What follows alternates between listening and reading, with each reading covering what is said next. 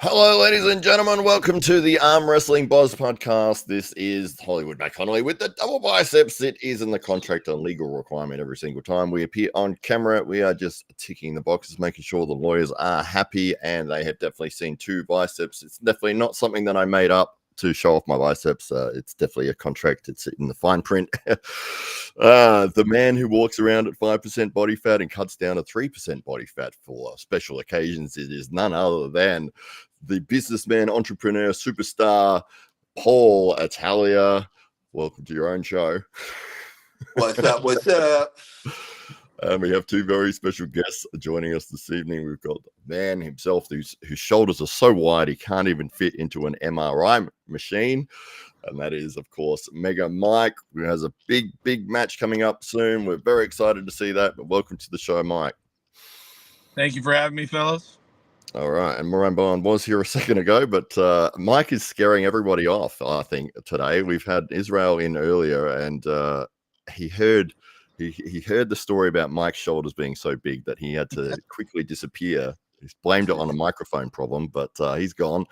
And now Ryan Bowen as well. He's jumped in and he's seen Mike and gone, "No, I'm out of here."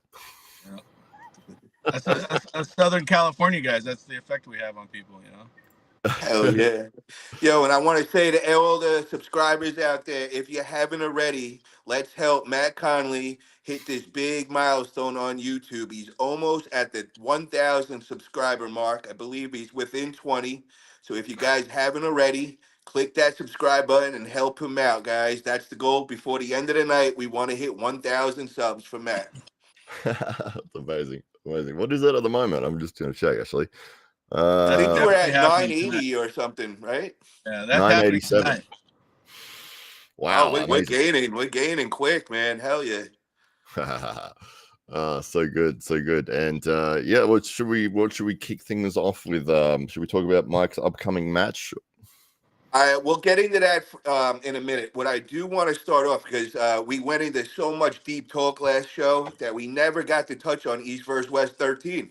And I want to just run through and kind of give the results and, any kind of standout matches. Want to definitely talk that up. And then definitely want to get on to Mega Mike's big super match that he's got coming up. I'll let him tell all about that.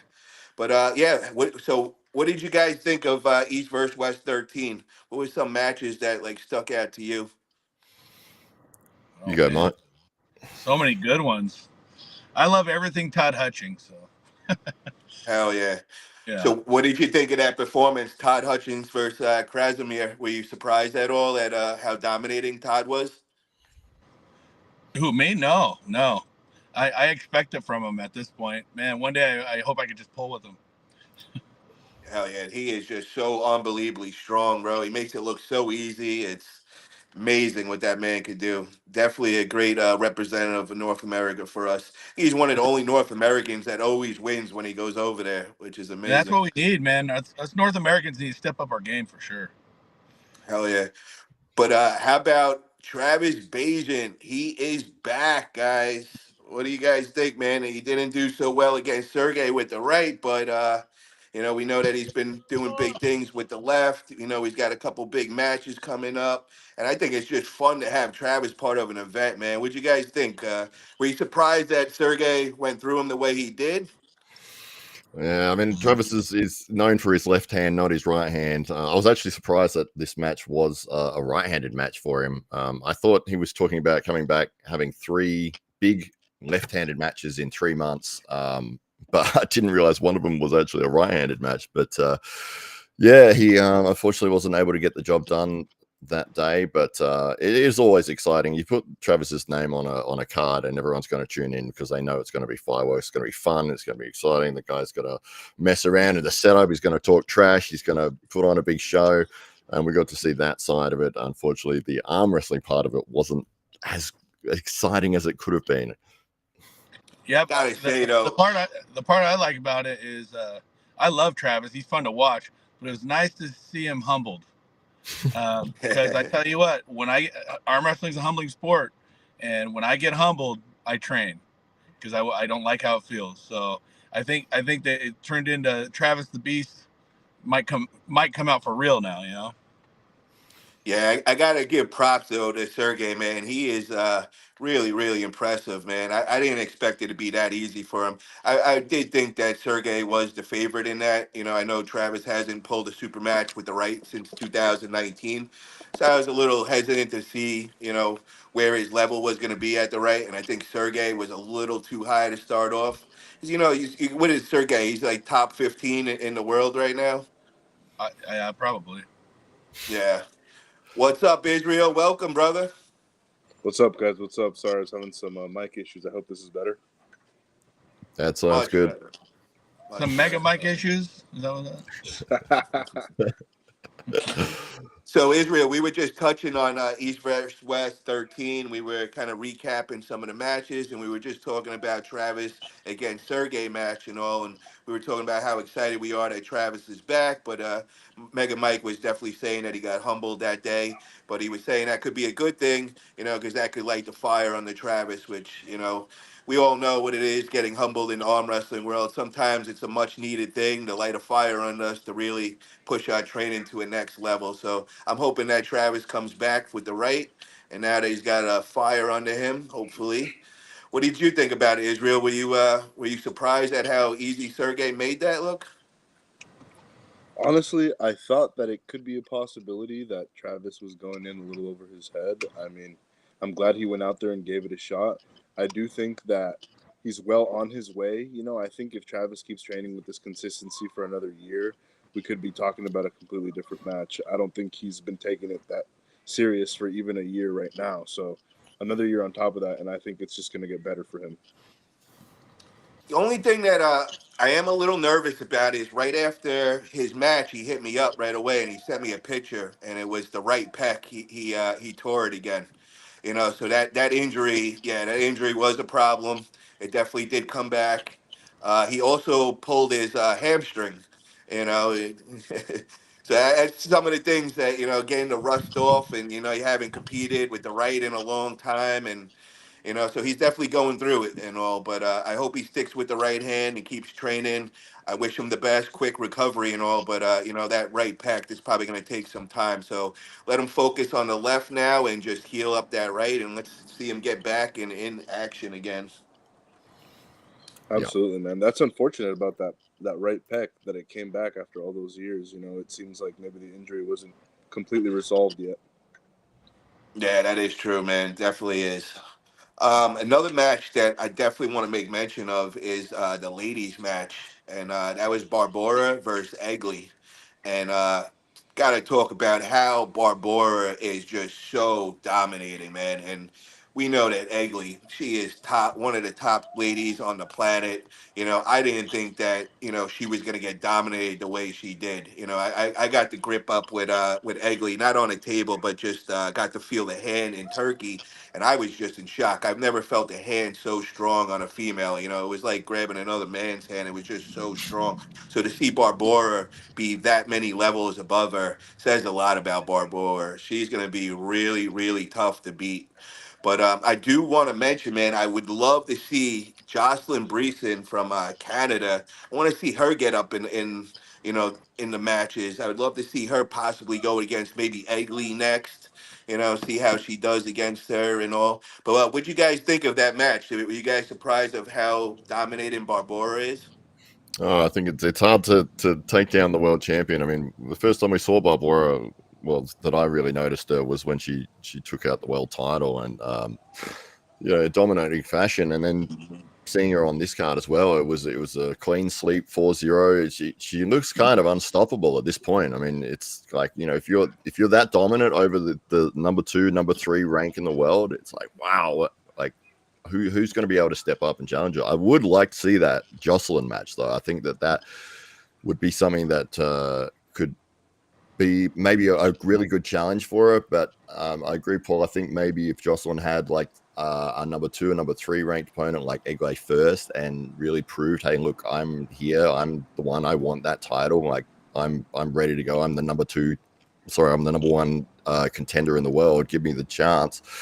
I would like to see that. But apart from that, I think it's going to be hard to find opponents so you don't get on Barbara's level. How tall is she, and how much? Anybody know how much she weighs?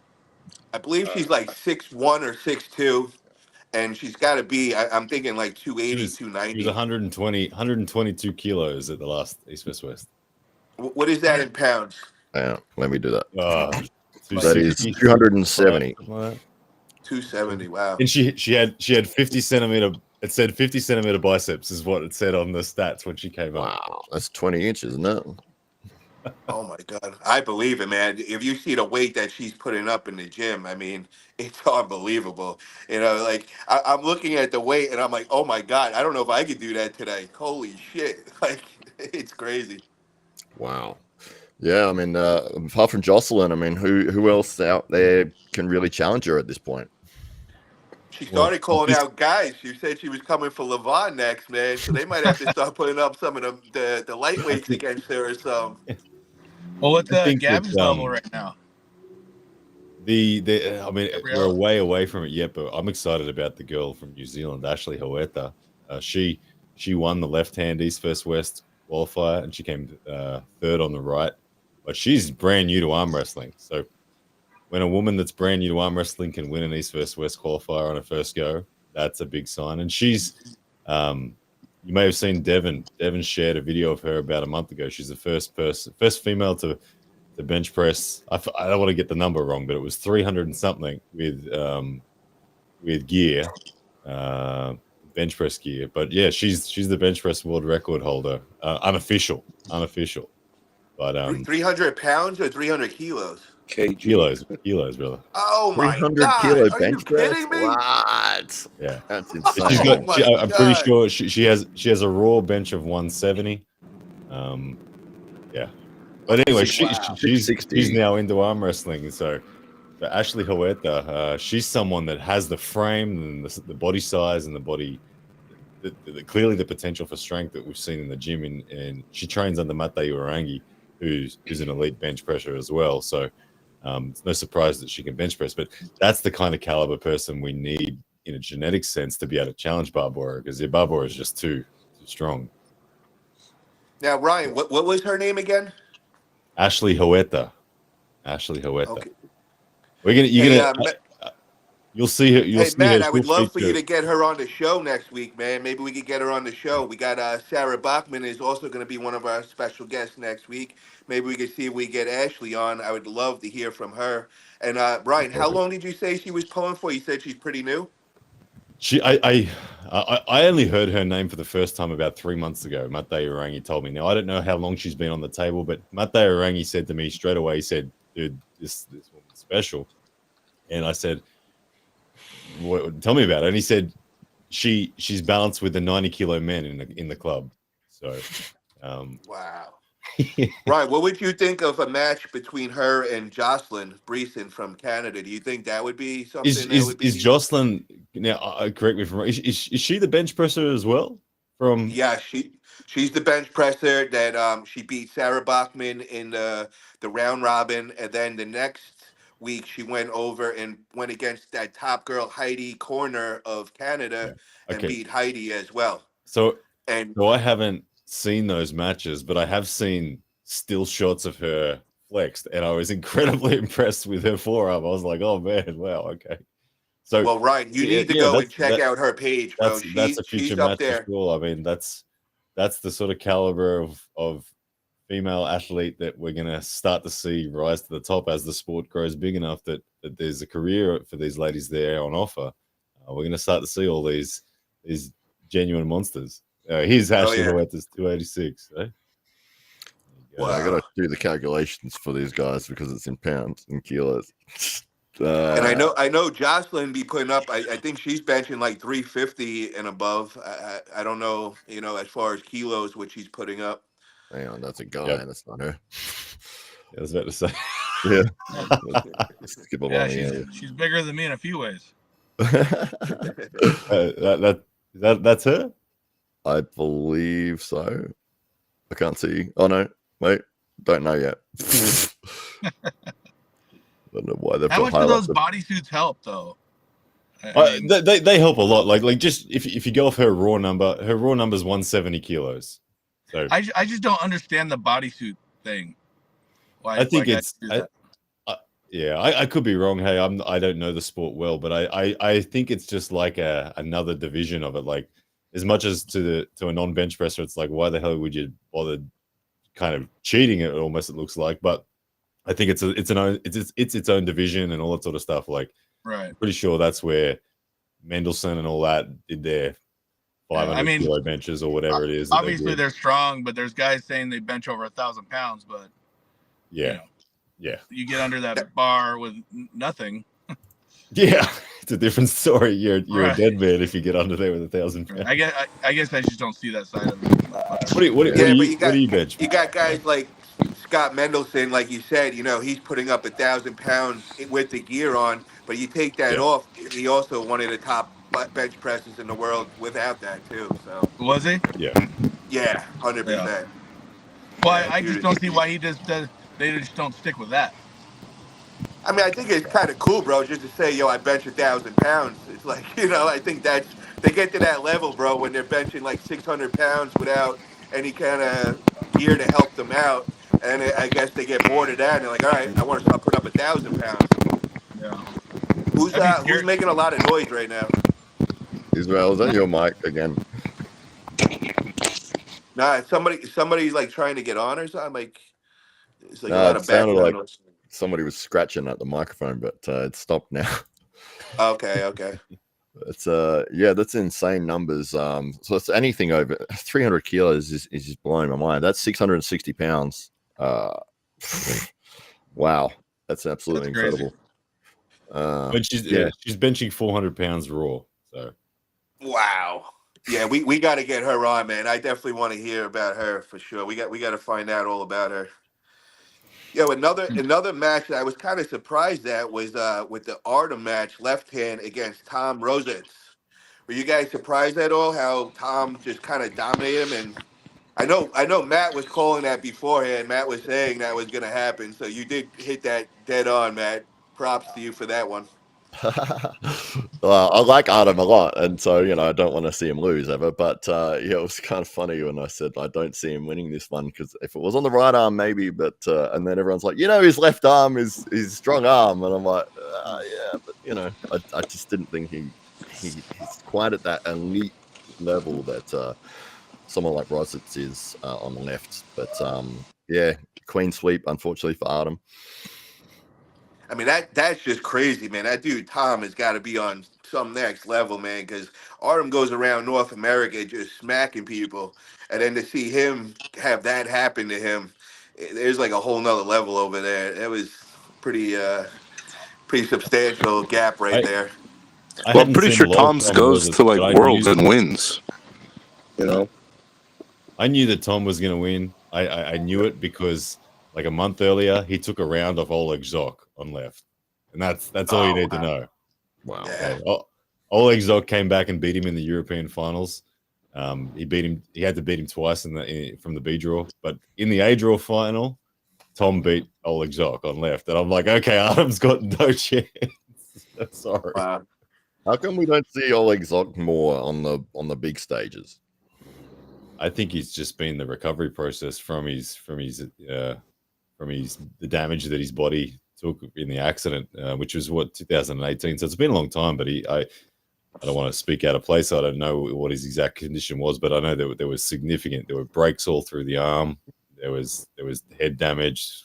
I think he lost a lot of memory as well. So I don't think he's been able to get back fully to where he was. But he's back winning his weight classes again on the world level. Yeah, I'd love to see it back on like an East versus West stage or a Knuckles Up or something. I just feel like he's the only time I ever hear about him is in tournaments and stuff like that. I'm like, man, I'd love to see you in a big super match. I don't think he had that good of an experience when he was at that East versus West, because I remember I was there with him, and he got smashed that day, and he was very quiet, and he really wasn't socializing much with people and all. He looked pretty uncomfortable to be there. So I think it's just like Ryan said, I think he's just slowly getting back into things, and I think that might have been a little too quick for him to be on that big stage and might have set him back a little. I think he pulled Dada Khan that day, so it was pretty brutal. Yeah, and Datakon was kind of pretty mean to him that day as He well. was. Yeah, becoming Venom. Hey, Mike, can I ask, what's your next match? I'm curious. I have Tom Nelson this Saturday. Oh, nice. Yeah. Left or Left right? hand. This is gonna be a good one. Yeah, it's right-handed. Oh, it's right hand. Okay. Oh, I thought right-handed. you were pulling Okay. him left. Okay. Yeah. Okay. Have you guys pulled formally before? Never even shook his hand before. Oh wow. Okay.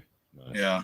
I'm looking I think forward you're to gonna it. kill him with the right, bro. I thought it was left, man. I thought he had more of a shot with your left. I thought it'd be close, but with right, I think you're gonna murder him with the right, bro. I hope you're right, but he's a legend in the sport. He's a legend around California, and I'm looking forward to it. So Is he Well, still let's doing ask push-ups? Israel. Israel might have some 411 on that. What's your thoughts, bro? You've pulled both guys. You kind of know where they're at. I haven't gotten the chance to pull Tom in a couple years, and I know that in the last 2 years he's been training hard. I pulled Mega Mike in February, and he is strong, so I know Tom is going to have to come in top shape if he really wants to compete with him. I mean, I can't speak for what shape he might be in right now, but he will have to come in ready to be Mega Mike. Bro, after seeing what Mega Mike did to Wayne Withers, you think Tom Nelson's going to have anything for that? I don't know about that. it's just different. It's different styles. I mean, I know Tom can do whatever, but I think the word is, he's an inside puller, right-handed. So where Wayne, Wayne was trying to run from me, so I trained different for that. So, styles make matches, right? Israel, is he an inside puller with the right? Generally speaking, He runs from I'd you. say, yeah. I thought he runs from you, though. Like I said, that was a couple of years ago, and I haven't pulled him since then, man. I don't know what shape he's in right now. I know his left hand is his strong arm, but he does pull in a hook right-handed. He does. Okay. I can imagine What's your prediction on that, Ryan? Hook, but I think Tom will come at him with a high hook. I think Mike's too strong, arm on arm. I can't see Tom diving into a deep hook. But usually when that's the case, if you're not a pure top roller and you can't beat someone arm on arm, you're coming straight across the rotation line and trying to keep your pronation high in the hook. So Tom will probably go for something like that. Tom's what, like Mike said, he's a bit of a legend of Californian arm wrestling. For as long as I've been watching the sport, I've been seeing Tom Nelson shenanigans, and he's always been right up there. And he's a very passionate dude, clearly, and always had big dreams of becoming a world champ. And I think he was always fairly close to like breaking through to the genuine top tier, but never quite cracked through. Although I think he does have some pretty big victories, particularly on the left. I think he has a traveling problem, bro. I think he's like scared to get on a plane or something, and that kind of holds him back because he really doesn't leave his hometown much. Yeah, when I think of Tom Nelson, I just think of naked on a motorbike and the t-shirt where he had himself pissing on Brzenk and Bagent or something. That's what I think of. I was just looking at this one before with Don Underwood and Tom Nelson, and they were getting into it big time, and a lot of yelling back and forth. And then Tom shoved Don at one point, and I'd like to pull Underwood right-handed. That'd be good. Yeah, that'd be a good match. He's a tank, isn't he, Don? Yeah, and I just met him at the Arizona State, and he just beat Joe Meek there, didn't he? Yeah. And he looks strong, man. His comeback's looking pretty solid. Oh, he beat Joe Meek that day, Israel? Yeah, right-handed. Okay. Yeah. Wow. Yeah, Joe's right hand's coming around, but his left hand is pretty beastly. So. Yeah, didn't Don have hips replaced or something? Both hips replaced? Something like that. Yeah, I think he had a couple of hip favorite replacements. I know he's been dealing with some hip problems for the last few years. Have a look at this. My favorite Underwood moment is the promo that they cut with Don for Game of Arms. It was like a 15-second commercial or something. It had Don walking out in some warehouse sort of back street area, and there's a Harley Davidson just drops the clutch and tries to take off, and Don holds back the Harley And Harley just spinning its wheels, and there's Don just leaning back, holding this Harley from taking off. It was a wicked promo. Oh so wow. good. I'm watching that video right now. That is funny, man, with Tom. Holy shit. Tom's a beast right there. Look at that. Yeah, I know he went to WAF. I don't know what year it was, but he beat Barboza. Someone said it in Jamie Sheldon said it in the chat. He beat Barboza and took second. I like this comment from Cowerts, I guess. Cowerts. Ryan Bowen and Matt Connolly. One of them has to be pre-recorded. They're the same person. Pretty much. Hey, Jamie Sheldon, what year was that Tom won second at WAF? Was that within like 20 years? I know that's probably a long, long time ago. Yeah, but with Mega Mike's win California. at over Wayne Withers was absolutely insane. I mean, it was just dominating performance, and you see that Wayne was trying to get out to get to the strap, and Mike, he just held on to his thumb, and he wasn't going anywhere, and he got buried 3 times with, like, I think his whole hand was free, but his thumb was trapped, and you had a hold of that thing like there was no tomorrow. And, it's basically my 5 fingers versus his 1 thumb. So yeah. I was there in person, bro. It was unreal. He took the whole air out of the whole room. Everybody's mouth just dropped after round 1. Like, did we just see that right? And then the best was round 3. He turns around to me. He goes, because I was yelling, strap match, strap match. So he turns around and he goes, what do you want? You want a strap match right now? And then they did the strap, and he did the same exact thing, bro. That was so impressive, Mike. Yeah, I had to give the call to you on that one. Hell yeah, bro. I appreciate that, man. After Tom Nelson, who have you got, Mike? Let's see. I got Jody Williams, left-handed, September 28th. And then the World Series of Arm Wrestling Finals. Forget the date on that. That's, I think, early December, I think. And then I'm pretty open. I need to get some training in. Not that I'm not training. It's just I had the Tank Petrusio. Then I had Wayne Withers. And then I had Nate McMillan. And then I arm wrestled Leonidas. Now I'm doing this Tom Nelson. It's like, man, I need to get some training in. Hey, let's talk about that a little. Let's go back to who was it you arm wrestled before Leonidas? Nate McCallum. McCallum. How was that match, man? I got to see a couple of clips of it, and it looked like the dude is strong. Well, he's strong. I 3-0'd him, but I was disappointed the way I arm wrestled, because that my very first ready go with him, I hit, and I held center table and went to the pad, but I elbow fouled, and so I went into catching mode after that because I didn't want to foul again. And so I caught him, bring him over, pinned him. Well, I never got out of catching mode. And, the very next round, I should have hit again, and I didn't. And so looking back, I was a little irritated and he kind of opened me up more than I like to be opened up. But it went well. Yeah, man, I saw that guy pull Tony when Tony was first going out and competing in, I think, New Mexico. And, yeah, it looked like a good match. I mean, he was strong. Yeah. So, and then Leonidas, Nate's a good dude. How was that, man? So Leonidas, I probably went into that with like an 80-85% arm, in my opinion. And I had some other medical stuff going on that I won't bother you guys with, but it was too much of a good opportunity to not show up. And so I just did what I could do. In the beginning, I felt pretty good. Center table, I was dominant, I think. He has a sticky point around the pad. In the video, it looked like I got some pins. It was close. Could have been, could not have been. And then after that, my arm was just kind of toast. So, but Leonidas, I'd like to pull him fresh for fresh super match. I think that'd be a really interesting match. Yeah, you were. So and looking a little light there. And I was on a cut too. I was I was maybe 250 that day. And, you know, if I pulled Leonidas in super match, I'd be closer to like 280. There's a question from Captain Obvious. He says, when's he going for Derek, King of Cali, question mark. We get that a lot. I don't know. Me and Derek would have to figure that one out. We kind of don't want to pull each other because we train with each other. But eventually it's got to happen. It's got to happen eventually.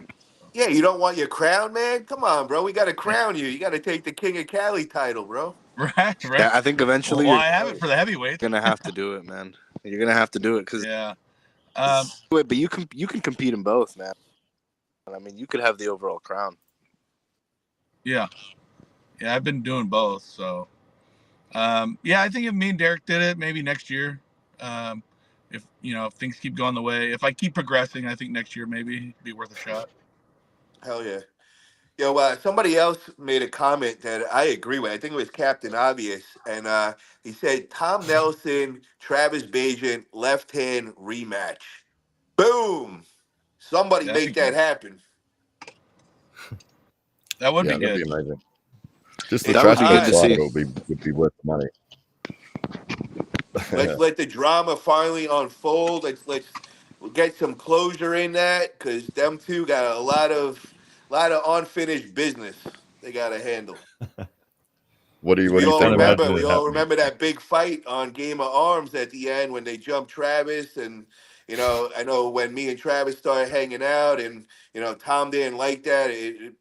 He felt a certain kind of way. He don't like me over that whole thing, me being friends with Travis. And I know Travis was talking a lot of shit then, but Travis really wasn't in arm wrestling shape.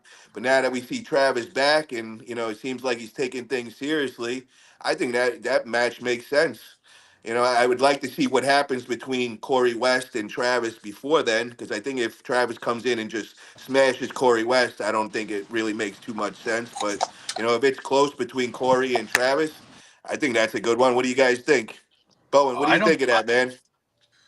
Man, well, Travis is perhaps my favorite arm wrestler to watch when he's actually in it. When he's loving the sport and he's doing his thing. He, for me personally, is the most entertaining arm wrestler there is. So I love any match with Travis. And if him and Tom were to face, I know that I don't know that they could do it. There seemed to be a lot of heat between them over the years, and I don't know where it concluded or not, but I'd be surprised if I think Travis can handle it, but I think Tom might not be up for it. It would be my suspicion, but is that who Travis is pulling? Is Travis pulling Corey West? I thought he was pulling Camille or something. Yeah, so they canceled the Camille match. So he has a match with Corey West in August at the East vs. West 14. Okay, and he'll be pulling him left hand. That's a tough match for Travis. Corey's so good at gripping onto people and forcing a hook. Like, but I mean, Travis has got the timing. He's got the leverage. So great match, yeah. But if Travis does beat Corey, then I think he's beyond Tom. I got to say this though, Ryan.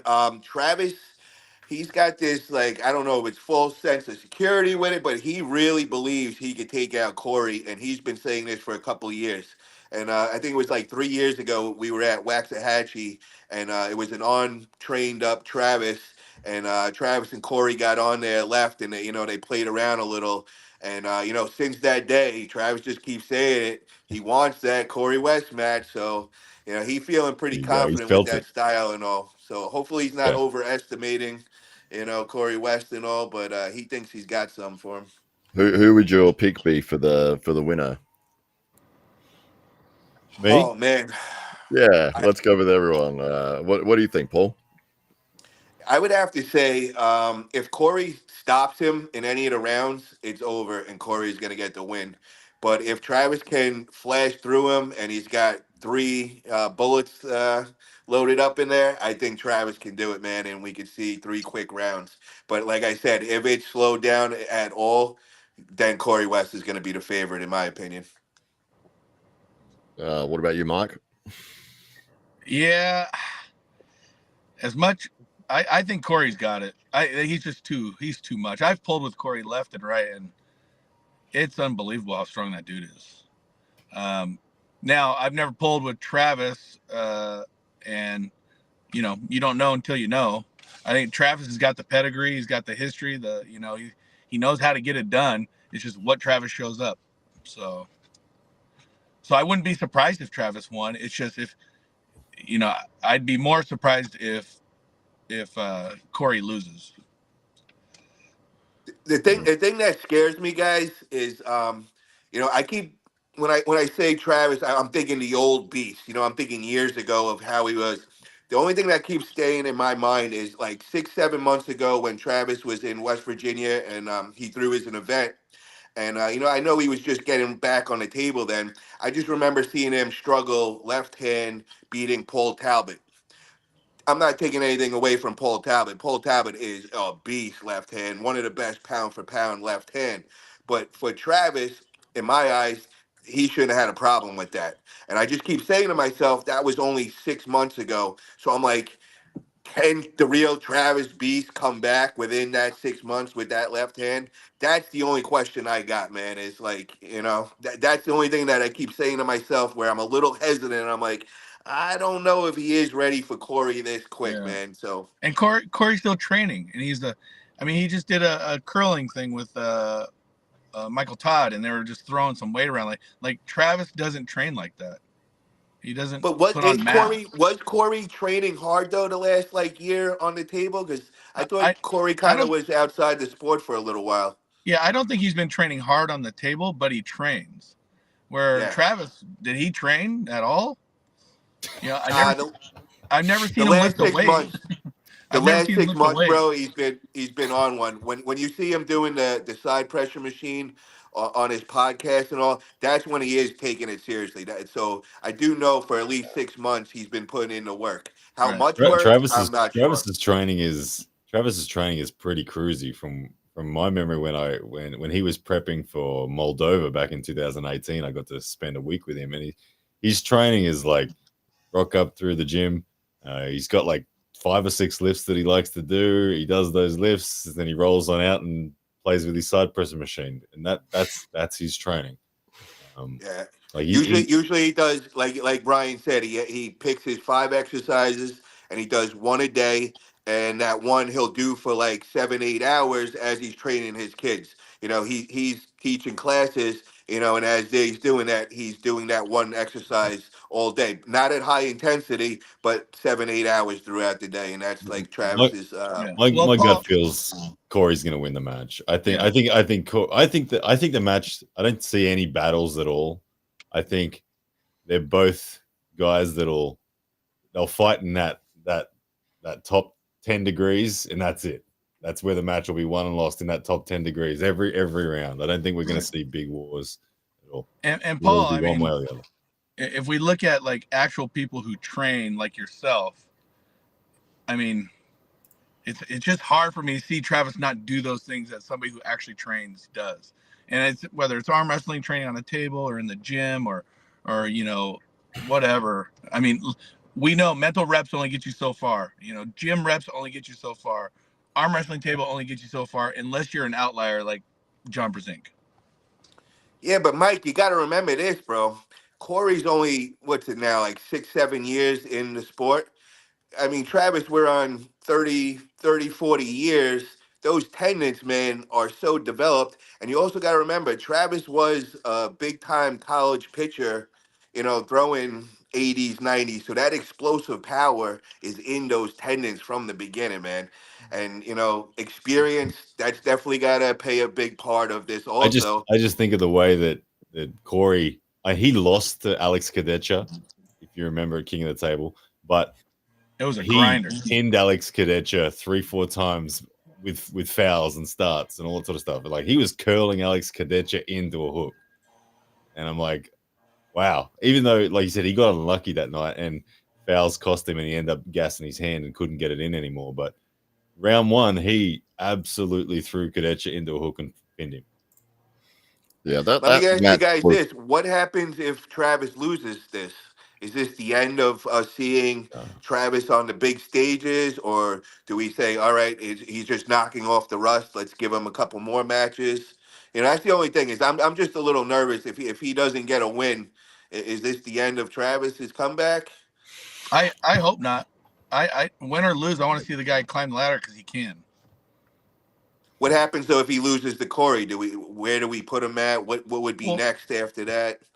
Tom Megan Nelson. Mike and That Travis. sounds good. That's a good Mike. Nailed it, bro. I like that one, bro. I like that. Yo, Travis, we got plan B, bro. So Corey West isn't a good day for you, man. Let's hit up Tom Nelson. Knuckles up, guys. Make that one happen. Yeah. I'm going. I got invited back to Knuckles Up 5, so. Oh, hell yeah. Nice.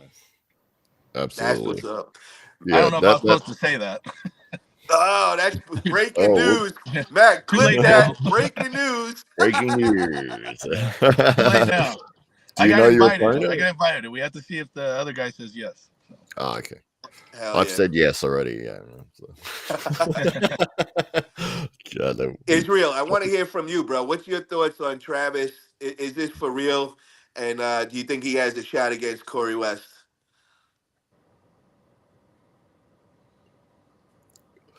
Israel, you there? Well, he's off with the fairy. All right, He's I'm back. pretending to be on stream. Yeah. What's it called? I don't know, man. Travis, after I don't think the Striggy match is a good indication, especially that maybe his right wasn't in peak condition. I think his left might be. I don't know. He's saying he's ready for Corey West. He must know, why, and he might have gotten some good information. But I wanted to ask you: do you know when the match is scheduled, or is it scheduled yet at all? Yeah. So the match is August. Hold on one second. August 10th, East versus West 14. So it's really the same soon. card as John Brzezinski versus Leonidas. If that's the case, good for Travis, I'll be honest. Just because I don't think it's enough time for him to get to.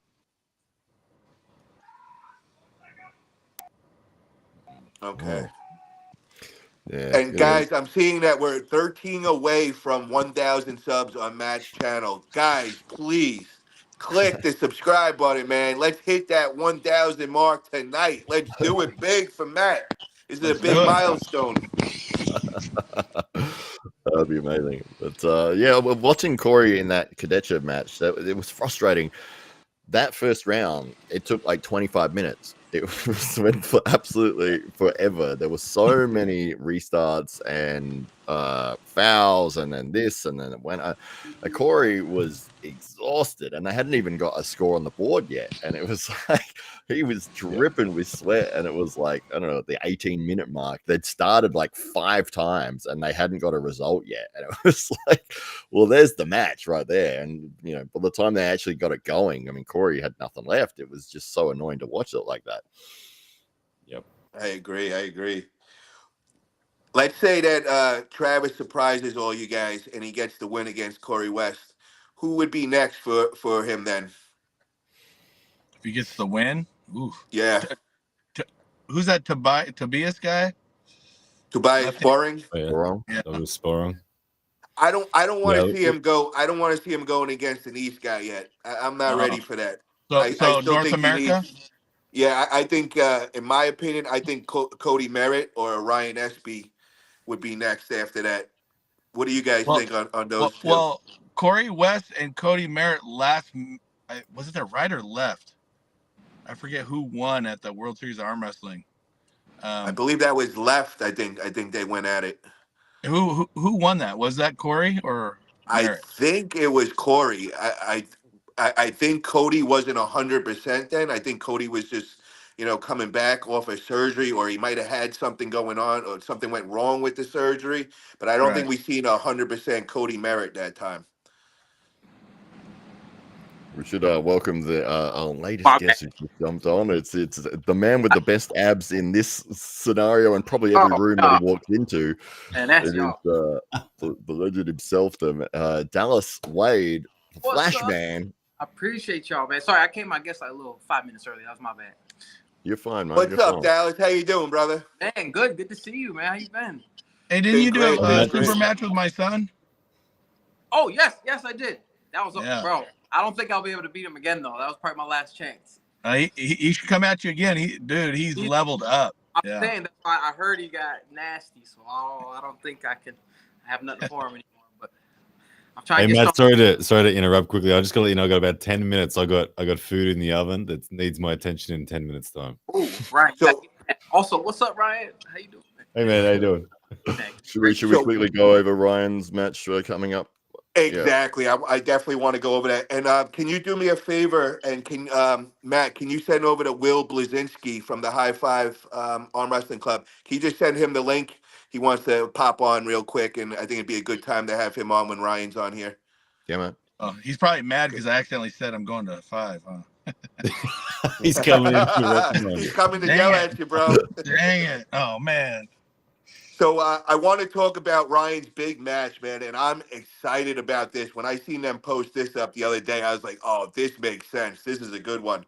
Ryan is going against Andrei Sharkovich out of Florida, and the Shark, wow, bro, he has been leveling up as of recently.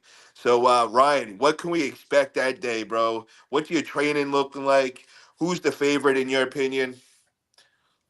You know, it's a very big opportunity for me because of the form that Andre's in. His dominance in the last couple of months, in particular, has been really outstanding. He pulled at the.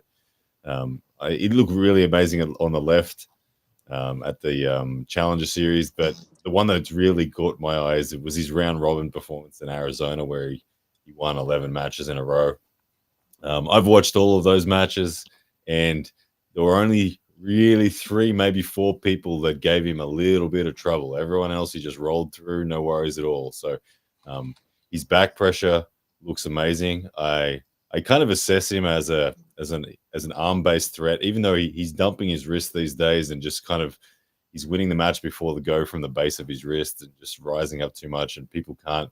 Anyone who tried to top roll him just lost their wrist, and anyone who tried to hook him just got opened up and eaten alive. And it was only really like Craig Touye got a bit of a sort of a talky sort of stop in there, which I really liked because that's the sort of style that I'm going to be bringing.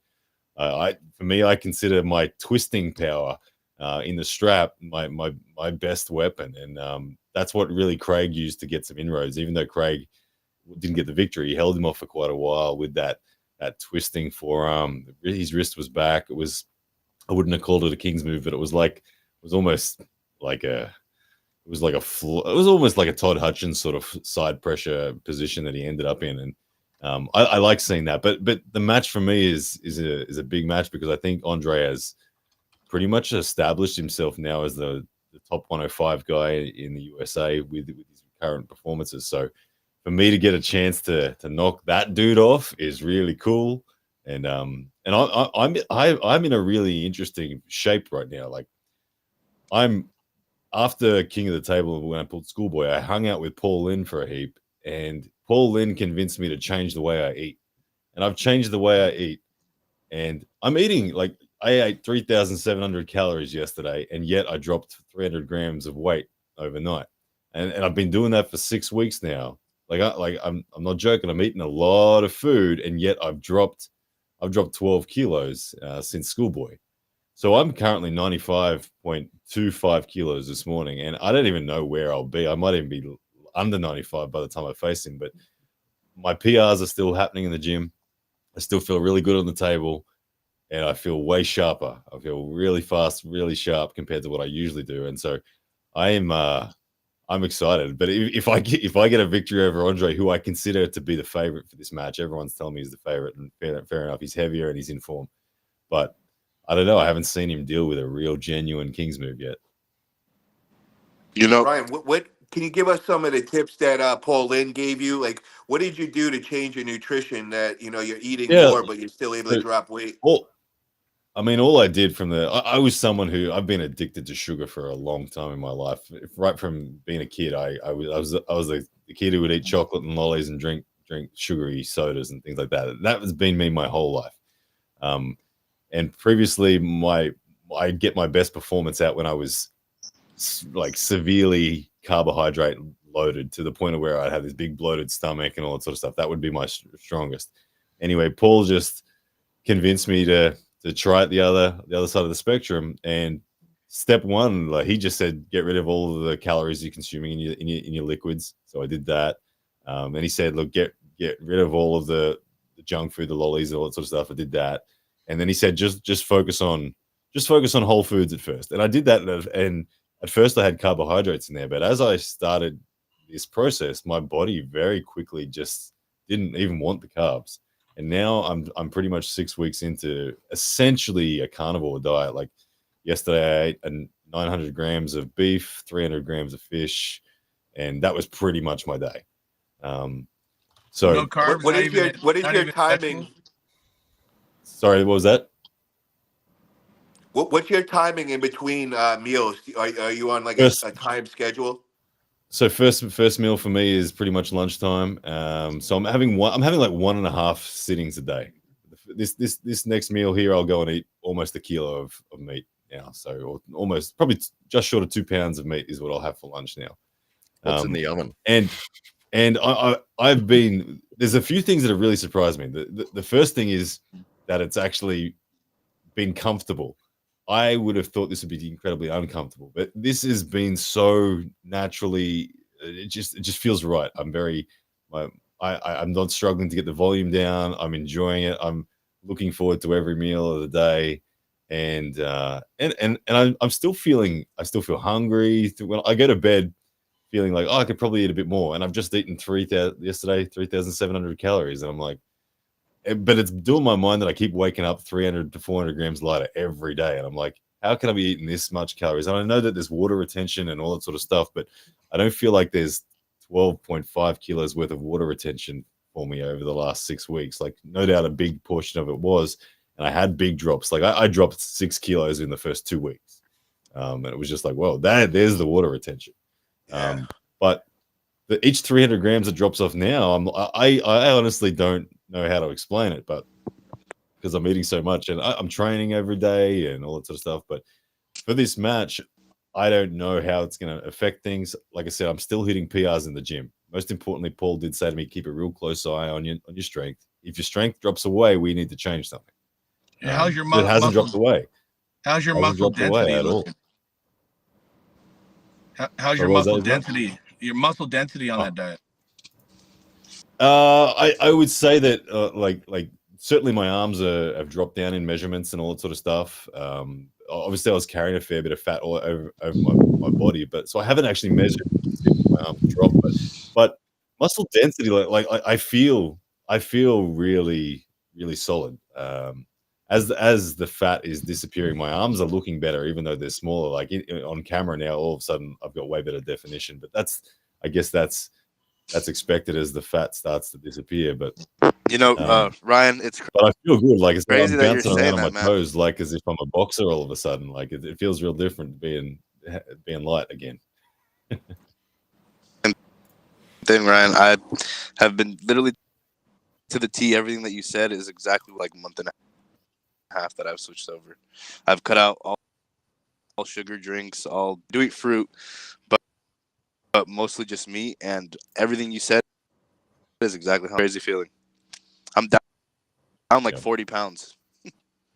Wow. Israel, now that you just said that, I can see it in your face, bro. Holy shit. Way to go, bro. Yeah, man. That's awesome. Thank you. It's crazy, man. What's your weight at today, man? You're like 260, 270 today? I started I'm at 276. So good for you, bro. Almost 40 pounds. Yeah. Yeah. So I'm gonna have to run in a second, but ultimately, I think for this match against Andre, I'm really excited. I love the fact that I'm an extreme underdog in the eyes of the internet. Like that just heaps a whole heap of pressure on him. Lets me swing for the fences, and the fact that I might be 12 kilos lighter than him on the day as well doesn't bother me at all. I mean, I'm very used to pulling guys way heavier than me. I think the average weight of my last 5 opponents is about 30 kilos above me. So it's perfectly fine in my mind, but mentally it might put a lot of pressure on him. And once he feels that, if I get the position I want and he feels that King's move, open arm top roll really set in, it makes people panic. And I don't know, I haven't seen him deal with it before. Well, I'm really something really interested to quick. see that match. I wish you the best, brother. Awesome. Ryan, Just as the knuckles up was coming too, but anyway, I got to run. My Hold on one meat's second. gonna be Israel's done. got one quick question for you, bro.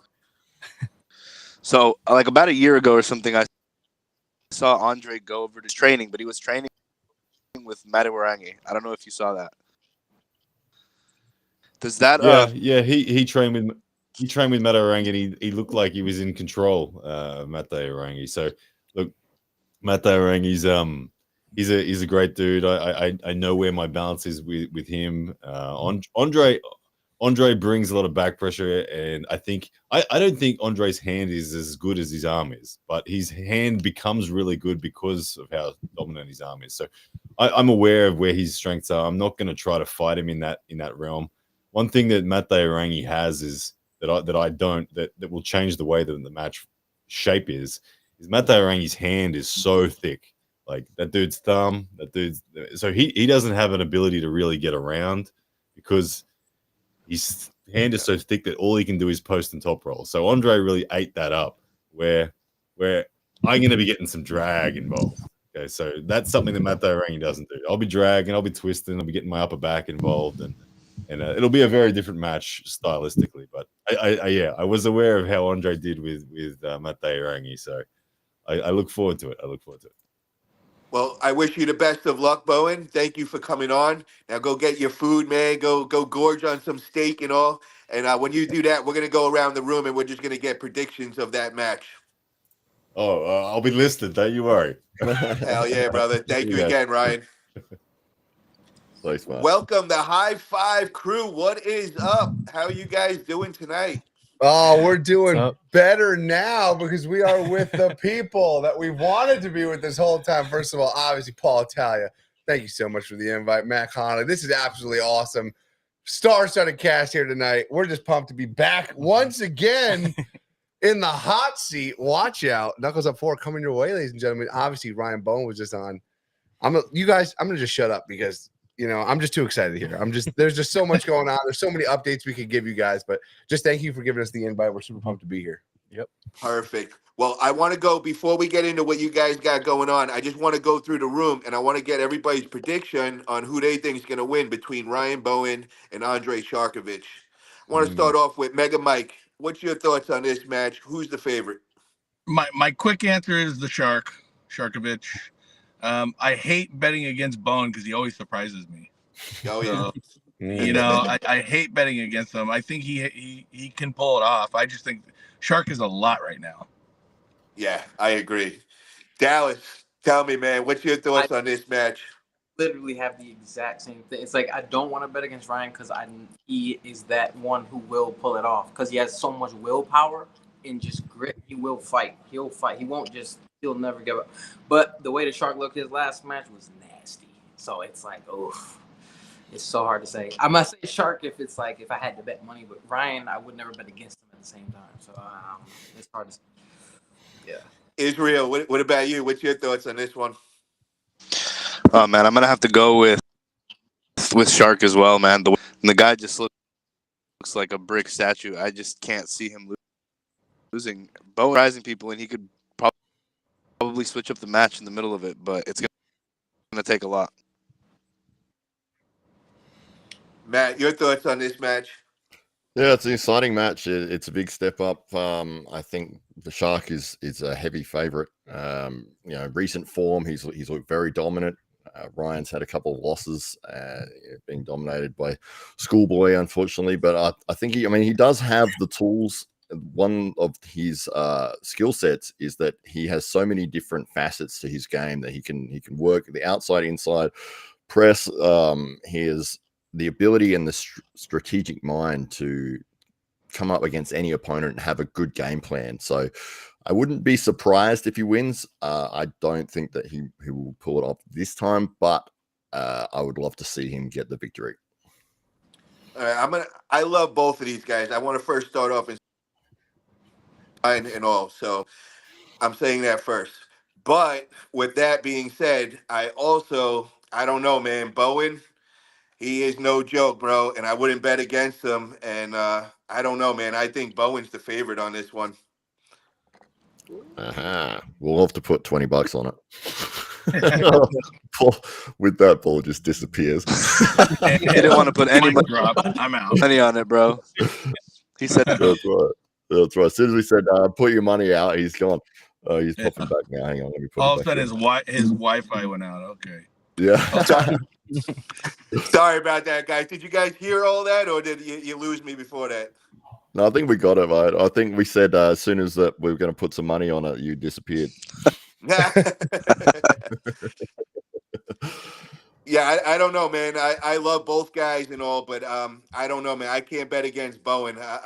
I'm thinking Bowen's the favorite, but I'm not taking anything away from the Shark. The Shark has been leveling up like crazy. I was so impressed in that round robin how he dominated everybody, but at the same time, I just always thought that Bowen was the next size bigger than Shark. I could be wrong, but I'm gonna go with Bowen on this one. I saw Shark at Arizona State when he had that round robin. I mean, dude, his arms are massive. I mean, he's like chiseled out of stone. And look, no homo, but if I was, I would, but I'm not. That's hilarious. That is amazing. Damn. That's Jesus. the Shark. Yeah. So high five. Let's hear the whole lineup, man, because we know you guys got a stack card. We know it's all going down September 14th. So I'm interested to hear what other matches you got lined up for the day. Well, we can definitely tell you the ones that we have announced, and then we'll probably tell them. We'll tell them the Merlot match, right? Yeah, we're going to announce that tomorrow morning. But yeah, so Chris, if you want to just go down the line. Yeah, so like we mentioned before, the ones that we announced actually at Knuckles Up 3 was Heta Morris is going to be pulling Toshiyuki, #1 in Japan, that beat G Human, #1 in Korea last card. Like you guys mentioned, Ryan Bowen, Andre Shark, and then like you guys also heard, Mario Tambakis will be pulling Plemen Dimitrov. Unfortunately, Baek-sung Yul ended up getting injured. He had a major injury in his elbow. He just pulled at the Japanese Nationals. Yeah. But we ended up finding an awesome replacement, and honestly, it's a banger of a match as well. Robbie Russell is going to be stepping up to the plate to be pulling Sedfon. They're going to meet up around like the 189 area. There's no like really weight cap, but they're going to be around that weight.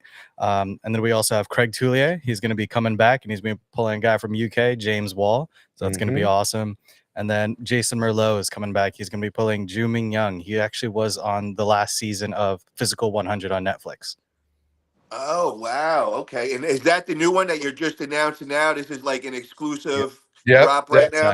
No one knows about that yet. He actually, I believe he is a previous world champion as well. Yeah, right? and I believe he just got second at Worlds. Yeah, he got second at Worlds, class, 95 kg, and he is a previous world champion as well.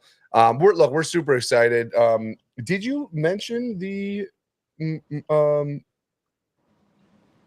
we not mention the big match yet? Oh, like the main card? No, we didn't. If you want to make an exclusive announcement of that. Christopher, let's talk here for a minute. We're gonna put them I think if they we're gonna deserve. The announce it, people want to know. This is where we should announce it. I think if there's anywhere we're gonna announce it, we're gonna announce it here. So the main card of the night, coming back from Knuckles Up 1, we have Marcio Barbosa. And he'll be pulling none other than the man from all the way over there. Jordan Sanev is finally coming to Knuckles Up. Marcio Barbosa, Jordan Sanev, Knuckles Up 4, September 14th, main card. It's going to be freaking crazy. Yeah. Oh, my God. That is fire. Fire. I love it. Yeah. That one's going to be, we're super pumped about that one. So that no one other than the athletes themselves knows about that card. So yeah, we are super pumped about that match. Marcio is not taking it lightly whatsoever. He knows that Jordan is young, but he is strong. He is an absolute beast of a champion. Now, as we know, right? So we have, I believe 3 of them are all from Bulgaria, correct? So we have Plemen, Sanev, Svetlana Gashevsky, right? 3 guys who have, because of obviously, all the drama in the sport, haven't been able to compete at that world level. But they are world level athletes, right? They are world champions. They're absolutely incredible athletes. They're coming over. Bulgarians are coming in hot this card. And Marcio Barbosa is stepping up to the plate. So will we see him jump on the top of the table again? I don't know. I mean, I'm always going to vote for USA all the way. But he has got a match on his hand. I mean, what do you guys think? Do you guys think it's a good one? Be honest. It's okay. You can tell me it sucks. It's all good. I love this one, Everything's good with man. Mario. I love this match with Jordan Sonoff. I mean, that dude is an absolute beast, bro. And now we got the hometown king, Marcio Barboza, going against him. Oh my God, that is absolute fire. We're definitely going to have to get some predictions on that. But before we do, guys, if you haven't already, click that subscribe button. We're within 10 away from Matt hitting the 1,000 sub mark. So let's help him hit this big milestone. We just did a big main event drop. We got Marcio Barboza going against Jordan Sonoff. Oh my God. Click the thumbs up. Click the subscribe button. Hell yeah. Matt, what's your thoughts on that, man? Who's the favorite of that match? Wow. Well, that's massive. That's a huge match. I can't wait to see that. Anytime Marcio Barboza gets on the table, I want to see it. And see him to come back and take on such a quality opponent is going to be absolute fireworks. And hard to pick a winner. I'm going to say Marcio just because I want him to win.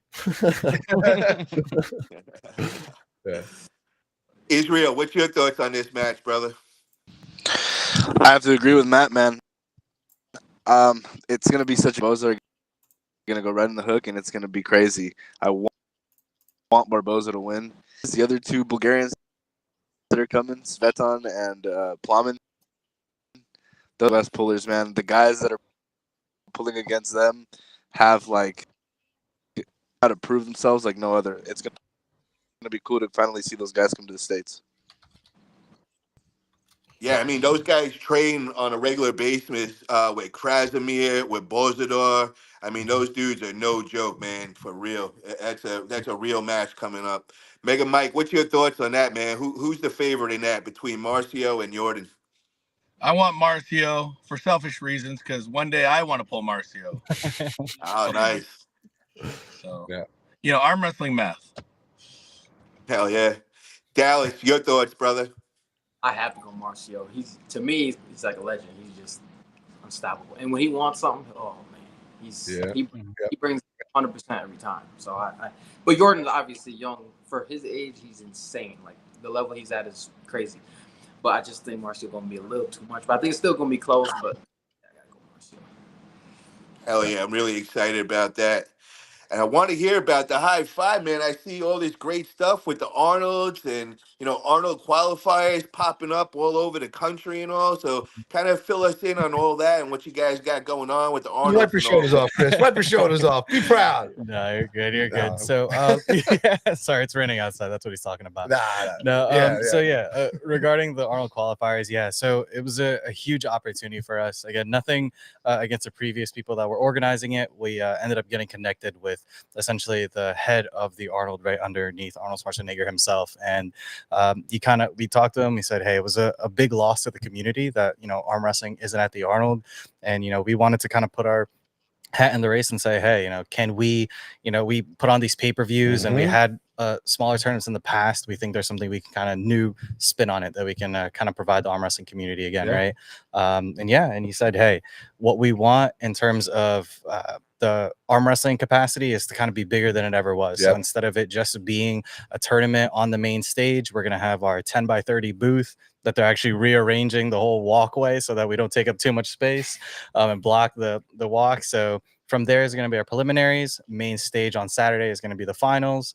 From there, Saturday and Sunday, we're going to have round robin, super matches. So we're already reaching out to the top athletes that had previously won to set them up with matches so that the people that are up and coming, right, have an opportunity to become Arnold Classic champions. And the winner of every class, right arm and possibly left as well, if you find the matches, will get an opportunity to be on a Knuckles Up card in the future. And one thing, not to skip over it, like it's a small thing. We are, like you said, bring the left arm back to the Arnold Classic. So we're super pumped. We've announced multiple qualifiers across the United States, Canada. We're finalizing one in Poland right now. We have one in Arizona, Korea. We're working on a possibly one in Japan as well. Philippines. The Philippines, and we're trying to get one. A good spread across the globe. If you've seen the posts, I've been saying it's a sea of purple. well, it's turning into a tsunami. Okay, like we're trying to do as much as we can for the community, and yeah, we're just really super excited and pumped about it. As you guys probably mostly saw, we posted our medals have officially come in. They're all customized medals for all the qualifiers. I'm really proud of those. They came out super awesome.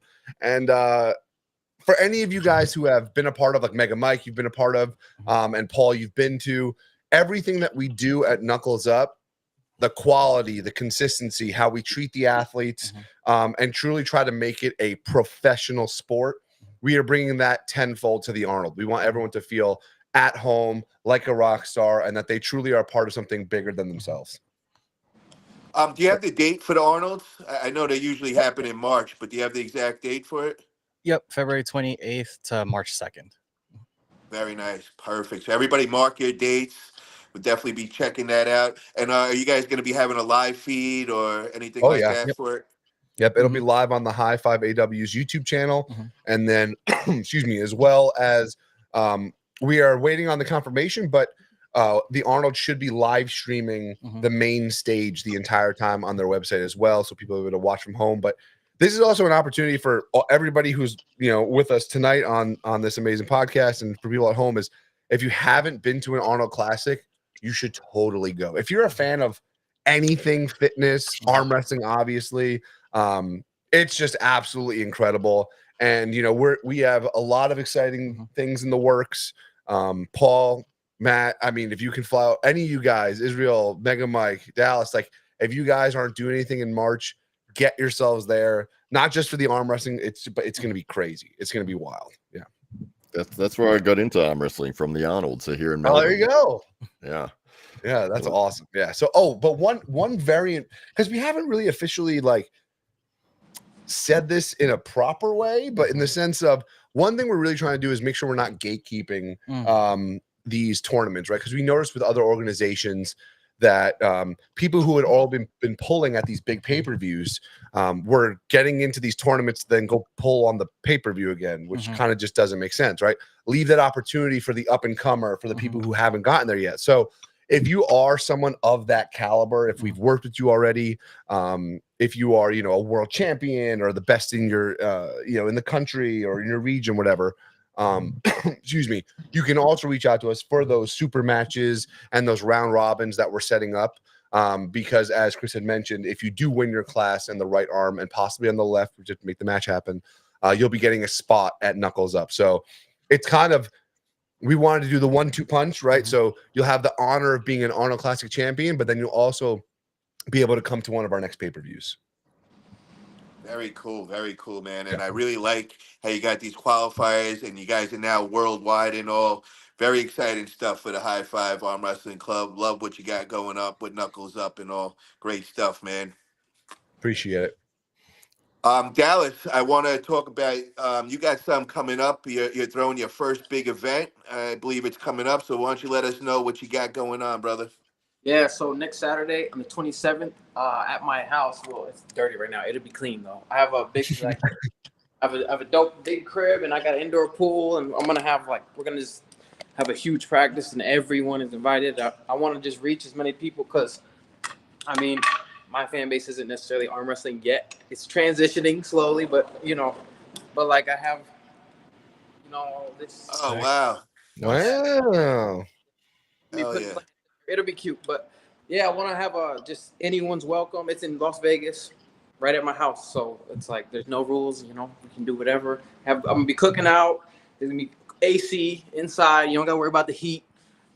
I'm gonna have super matches set up. We got refs. Jason and his wife are gonna be reffing. That's Jason Latona and Sarah Latona. And for you guys that might not know Dallas been in the sport a couple of years now, right? I'm a year and a half. I'm year and a half. Yeah, I'm getting to a point where now I'm okay, now I'm getting better finally. I started off. He's based in Las Vegas. He rolls with Brandon Allen's crew. So nice. he's with that whole crew over there. So real team of strong pullers and all. And Dallas, he's got a huge following on Instagram. I was actually telling Matt, I was like, yeah, I think he's got a couple 100,000. I went over to your channel, and it's 850,000 subscribers, bro. It's pretty impressive, man. So kind of give us a quick background. How did you get so many followers? How did you find arm wrestling? Man, I call myself the side mission king. I just have done so much random stuff, and I've done a lot of reality TV, and like I did like America's Next Top Model. I've been on Catfish. I've been like just random stuff, and I've just traveled all over and met a lot of people and collabed with so many. And it kind of just over time, you know, it grew, and it's been great because then I get to kind of do whatever and travel and collab with people and do different sports. I run, I climb. Now arm wrestling though is like I love it. It's like become a big passion of mine. The community. And Is so what's your arm wrestling goals? What can we expect from you? Are you looking to become world champion? Are you looking to just compete for a hobby? Like where are you coming into the sport at? I definitely want to get to a level to where I'm in a discussion at least. You know what I mean? Like where people like, what about? And my name comes up because like right now I'm climbing the. I'm definitely I think I'm to the level where I'm finally past amateur. Like I for sure am at a pro level now. Just from compared to where I started. It's just everything's starting to connect, and I can just feel the difference. And while I'm pulling people that used to be way stronger, now I'm beating them. It's like, so it's exciting. But yeah, I would love to be at least a state champ to start off, and then eventually, you know, work the way up. But I'm not cocky to work. I'm gonna put years in. I'm here for the long game. Yeah. Here for the marathon, baby. That's what I always say. It's not a sprint; it's a marathon. This sport. So Dallas, give us the exact details, man. So it's Saturday the 27th. What time? How can people get in touch with you? Yep. So I'm gonna start it at 2 p.m. and then on the flyer it says till 6, but literally, it's my house. It tell motherfuckers are done pulling. Sorry. it literally as long as everybody wants to pull, you get your practice, you got rooms. You know, I'm gonna try to get some maybe a pool table by then. You know, we can all hang out. But it's in Vegas. I'm not gonna say the address here, but I have a flyer. You can actually DM me on Instagram, and I'll send you the actual flyer. And it's I've AC. It's inside. You don't gotta worry about it. The heat in Vegas. Just that's it. Everyone's welcome though. Everyone, as many people as can come because I want super matches and just a good time. Awesome. Hell yeah, man. And anytime you guys go out to Vegas and get to train with that Vegas team, it's always a great time. Me and Israel were there a couple of months ago, got to hang out with all the crew. They had a big turnout. I mean, there was like 30, 40 dudes there. They had super matches, people coming from everywhere. Just a great energy, great experience. So I'm expecting the same with Dallas. And also, if you guys are interested, make sure to hit up Dallas Wade. He's over on Instagram. He's going to be putting out his flyers. I'll make sure to share the flyer on my Facebook so you can check it out there as well. I also want to introduce, we got another special guest that just popped on. We got Jody Chocolate Thunder Williams in the house. What is up, Jody? What's up, gentlemen? Thanks for having me on. How's everybody doing tonight? Hey, good. Doing great, bro. Doing great. So here you got some big things coming up, man. I see there's a left-hand super match coming up for you in the near future against another stud on here right now, Mega Mike. So, Jody, tell us about how did that all come about, and what's your prediction, man? Are you feeling you're the favorite, or is Mike the favorite in this one? Well, first things first. Mega Mike, what's up, buddy? How you doing? What's up, pal? How you doing? Pretty good. So here's the funny thing. About a week and a half ago, you know, I'm at work, and Greg Sharp texts me. And, you know, when you work at the detention center with juveniles, you really can't, like, look at your phone. So I had to hit him up at break.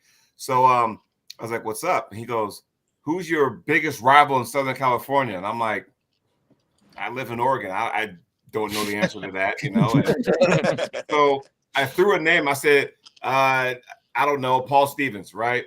And if I was thinking correctly, I should have said somebody like Scott Partington, you know. But he's like, well, what about Mega Mike? And I was like, were we talking left hand? Because my right is thrash, you know. He was like, yeah, left hand. I was like going, well, shit. I mean, oops, I meant darn. I was like, well, only one way to find out, you know. So before I get into all that, I think people got to understand this. In the last probably 3 to 4 years, this sport has evolved into all about opportunities, right? And everybody on this show, you know, has gotten an opportunity some way, somehow. And so you got to make the best of it, you know. Now, to answer a question about how do I see this match going, am I the favorite? Hell no, I'm not the favorite. But I've even got text messages and Facebook messages saying, dude, why you going after Mega Mike. I'm like, well, first of all, I didn't call him out. Okay. Greg Sharp set that thing up. Greg informed me that he talked to you, Mike, and you agreed to it. So I said, hey, why not? Let's go ahead and do it. So I'm excited too. It's another opportunity for myself to try to do something to see where I'm at. But I'm excited for it. Hell yeah, man. That is definitely going to be a mountain for you to climb, bro, because Mega Mike has been looking really, really strong. But I also know, Jody, your left is no joke, bro. So that's going to be a good one. I can't wait for that for sure. Yes, thank Jody, you. People thought I was losing my mind. Like, another thing, because people were asking me, well, is there a weight cap? And I was talking to Greg, and it'll be like at 250. Did he tell you that, Mike? Yeah, he told me to keep it under 250 or around 250. Which is cool, and everybody's like, dude, what are you doing? See if you can get him down to 239 because that same day is going to be a tournament too. So if you compete at the World Series of Arm Wrestling, Israel, you might have done that before. I know, Mike, you've done that before. There's a 239 class. So, I plan on pulling a tournament also. So I don't foresee myself putting on too much weight because I want to stay at the 239 so I can still compete in the tournament. Do you plan on pulling the tournament, Mike? Well, I already pulled the Riverside one and did that qualifier for 239. So, okay. Yeah, I'll be sitting around 250. Maybe I'll drop it to 245 just if I want to play nice. Yeah. Just go down to 225. Trying to say it a nice way. Yo, Mike. bro, can you come down to 239, please? Yeah. Well, Jody, you're what, like 225, 230? No, I over the weekend I was at the qualifier in Texas, and I was at 236. Okay, so, he's eating his Big Macs these days. Yeah, chicken strips, man, right? But no, guys, don't make no mistake about it. Mike's a cool guy. We chatted last year at the finals in San Diego, and Mike even said, hey, I had to come down to 239. The qualifier was rough, but he came back in style in the finals and just wiped the floor with everybody, in our class. So, yes, I understand what I'm getting myself into. I do. Hell yeah. I got to make mention. I'm sorry, I forgot to mention this earlier. We have another big event coming up in Florida, and that's going down August 3rd. That is the Sarah Bachman Classic. That is going to be fire, guys. So if you guys are anywhere near Florida, make sure to check that out. This is the first Sarah Bachman Classic. This is the first big event that she's putting together in Florida. I expect this to be some fireworks going on. I know they got some big-time special guests showing up. I know Gabby's coming in with her husband. That's going to be great to see them. But there's going to be some great competition in there. So, guys, if you guys are in Florida or on that East Coast, definitely make the trip August 3rd. Show your support to one of the top females on the planet, Sarah Bachman Classic, August 3rd, guys. So mark that on your calendars. And then also, next week, we will have on Arm Wrestling Buzz Show, which will be on Matt Conley's again, we were going to have Sarah Bachman as our guest. So we'll get to hear directly from Sarah. She's going to tell all about her big event. And I know she's got some big announcements as well for that day. So make sure to tune in next week on the show for that. Are any of you guys plan on being at the Sarah Bachman Classic? I might be. It matters. I got some other things going on with a new business and all, but right now I'm at my Florida spot. So as long as things don't come up, I should be able to pop in there that day. Yeah, Chris and I are trying to get down there as well. So hopefully we'll see you there. Oh, that would be great. Hell yeah, man. Everybody's going to be making this trip. It's going to be fire for sure. Yeah, they can't stay away from these arms for too long, It's been a while. You guys going? I do got to bring up a little. Those arms for a ride. Listen, Mike. Okay, if you were on what was the live the other day? Your boy Leroy just keeps talking shit, thinking that he can come take my lunch money. You can just remind him that is my past, and I'm looking forward to the future. So, but I'm not ready for you, Mike. Okay, I'm not ready yet. All right, give me like 2 more years, then maybe I'll have something for you. Every time I say your name around him, he just automatically puffs up his chest and starts flexing like he's ready. Yo, shout out to Leroy, man. Leroy's the man. I really like Leroy. Really good people. Yeah, he's a great guy. Shitty arm wrestler. But guys, I got to bring up this one thing though. It's a little drama, and I hate to bring up negative stuff, but it's something I do got to bring up, guys. So it's involving the August 3rd Sarah Bachman Classic. I have Lord, here to we I, go. I have to hit up Sarah personally and just get confirmation because I didn't hear it from her. I've heard it from like multiple other sources, and what I'm hearing is that Engen has banned Sarah Bachman from East versus West. I'm hearing that he found out that the Sarah Bachman Classic was going to be going on August 3rd, and he felt like it was too close to his East versus West 14 going on August 10th in Florida.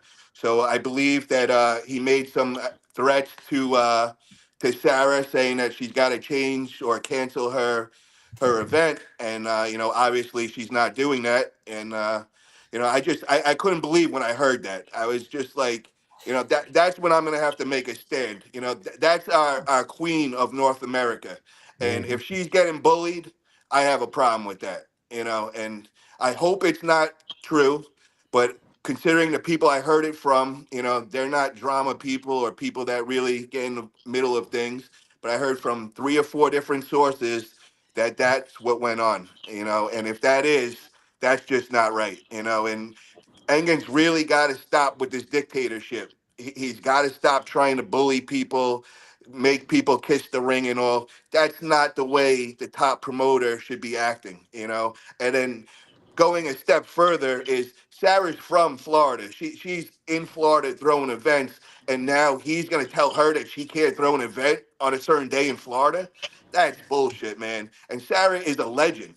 That's not somebody that's just another normal arm wrestler. That's somebody that's been there for years. That is one of the top females of the planet, and she deserves respect.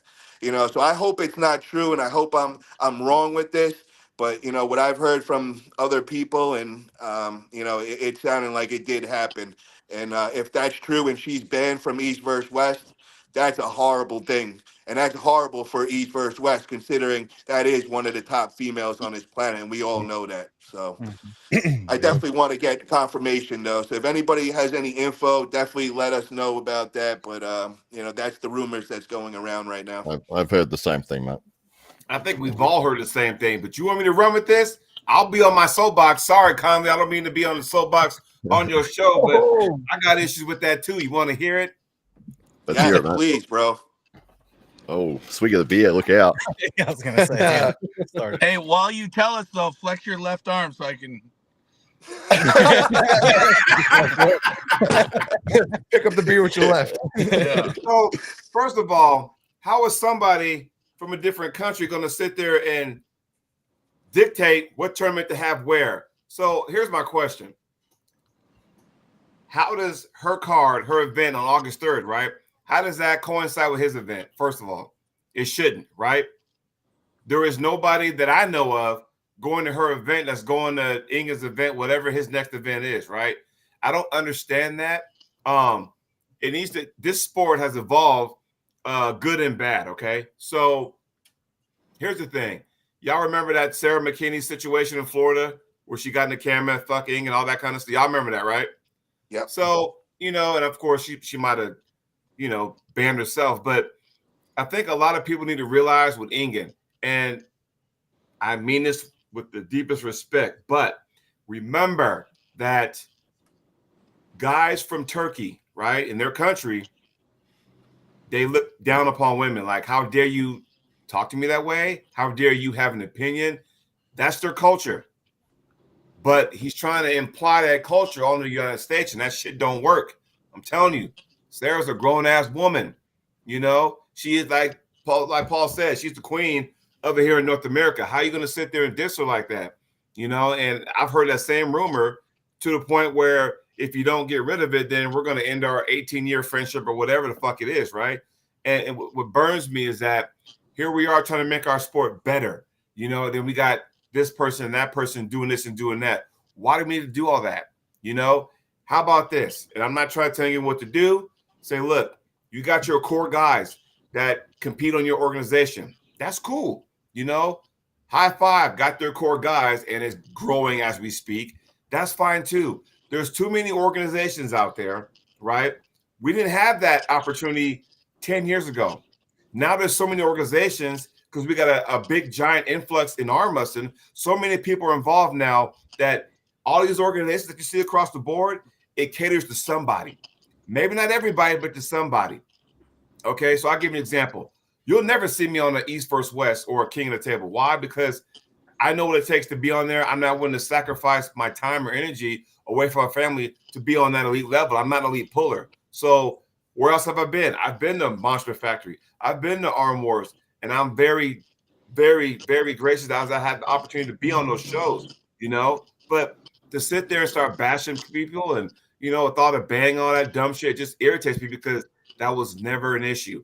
We need to get back to where it used to be fun, you know.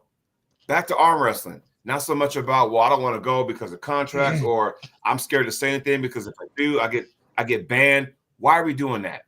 You know, we need to come and compete. That's what we hear. That's why we got into the sport, is to compete against the best, to see where you stand. Yep. Oh. Engin called that in. Engin called that in and shut off Jody's Wi-Fi. They sniped him like they tried to snipe Trump. Watch out. Yeah, Scrub. Yeah, you're good down. That's just what I'm saying. I could be wrong. I could be out of line for saying that, but I got to speak up in situations like that because it's like we try so hard to make arm wrestling great. Look what you guys have been doing. Look at William and Christopher. Look what you guys have done now. You started from the ground up, build your product up, and it's great, and everybody loves it. You know, thank God no one's, you know, digging at you guys. Why sit there and do that? Like, I don't understand why people sit there, and I just don't get it. One thing that we can, you know, I mean, I can only say being 2 years into the sport, right, is well, first I have to correct Paul because he said the #1 promoter in the world. Don't talk about me like that, Paul. I'm right here. Okay? I'm sorry, brother. Me and Chris are, you know, we're doing our thing. But no, in all seriousness, I think that the crazy thing is that, like, because Sarah and Mikey are going to be hosting an Arnold Classic qualifier in Florida, and they were nothing but absolutely respectful. Like you said, she's an absolute legend, right? I think the thing that us as promoters, you guys as athletes, everyone out here, we've all promoted and been athletes and all that type of stuff. No one is bigger than the community, right? Because without each and every one of us, without these amazing pullers, without people like Sarah, with like Gabby, I mean, the men, the women, all these people, right? There would be no promotions. There would no way be, like you said, Jody, to test yourself, to compete against all these people. It's like, I love what East vs. West does in terms of like their competition. It's amazing, right? And no one can knock that. But I think he and everyone in this community that needs to remember, no one is bigger than anybody else in the community, because without them, we're nothing. We need Engin. I keep saying this, and I'm going to say this one more time. Engin, put down the computer, put down your phone. Do not touch the internet, bro. Give it to Paul Lynn. That is your public relations guy. You do not understand business or how to promote online. You do not do it right, brother. I also seen on one of the groups, there was a post and it had a screenshot of what Engin said. And somebody said, I think they had a party and they had like 10 people over their house. And Engin went under there and said, do not have 10, order one pay-per-view for 10 people. And everybody was going under there like, bro, what are you talking about? Like, are you crazy? Like, he just doesn't get it. And it's like, when you see him at that level, you just need to put the phone down, Engin, and let Paul Lynn or somebody else take control and be public relations, because you are just hurting your own organization. You're doing such big things. You're putting a lot of light on our sport, but then when you do stuff like that, it just really doesn't look good, man. So we need to get away from that. And, you know, things with bullying people and telling them that they'll never be on East vs. West stage if they have an event when he doesn't want one, or even if you talk to somebody that he has blacklisted already, now you just got on the blacklist. That shit's got to stop, man. It's just ridiculous. You know, it's sad to see. Woo, don't get me started with that, Paul, because I tell you what, I'll raise you on that one. So here it is, okay? Just like you said, y'all watch UFC, right? Right? Yeah. You tell me, who doesn't order the UFC, hey, y'all, I'm getting the the fight, come on over. How many people you know gonna come over? Come on, man. It's an event. I mean, it's been bought. And the fact that you mean to tell me some guy's gonna tell me I can't have a party? Like, hey, we've done this before. I've ordered a East vs. West pay-per-view. I have my teammates come over. We're watching while we're pulling.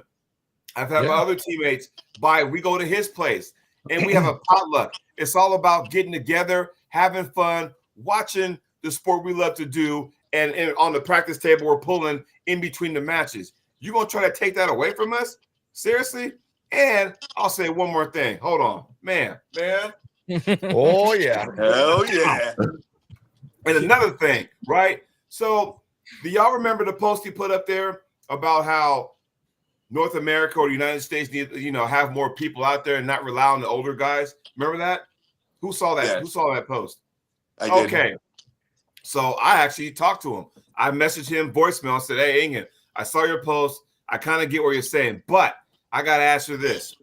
If what you're saying is true on your post, then explain to me what was the purpose of the Challenger Series that took place in Florida? Because I'm like going, okay, you want new people, to show up for the United States and represent us. Okay, if you're going to do that, I'll give you one name just for starters. Paul Passmore beat his opponent 3-0. Did he get a call? Is he going? Does that mean he punched his ticket? You have to ask yourself that, And I asked him that. He goes, well, that's a smaller event. They need to show me more. I'm like, okay, well, then we're trying to. It's almost like baseball, how you got a farm system. When you get good at AAA, then you move up, you go to the majors. That's how I kind of saw the Challenger Series. I thought if you did well, maybe that'll get your foot in the door. I don't know. I may be wrong, but if that's not the case, then why the fuck are we having this event if that's not the answer to make sure we have that, option to go there? Could someone help me out here, or am I losing my fucking mind?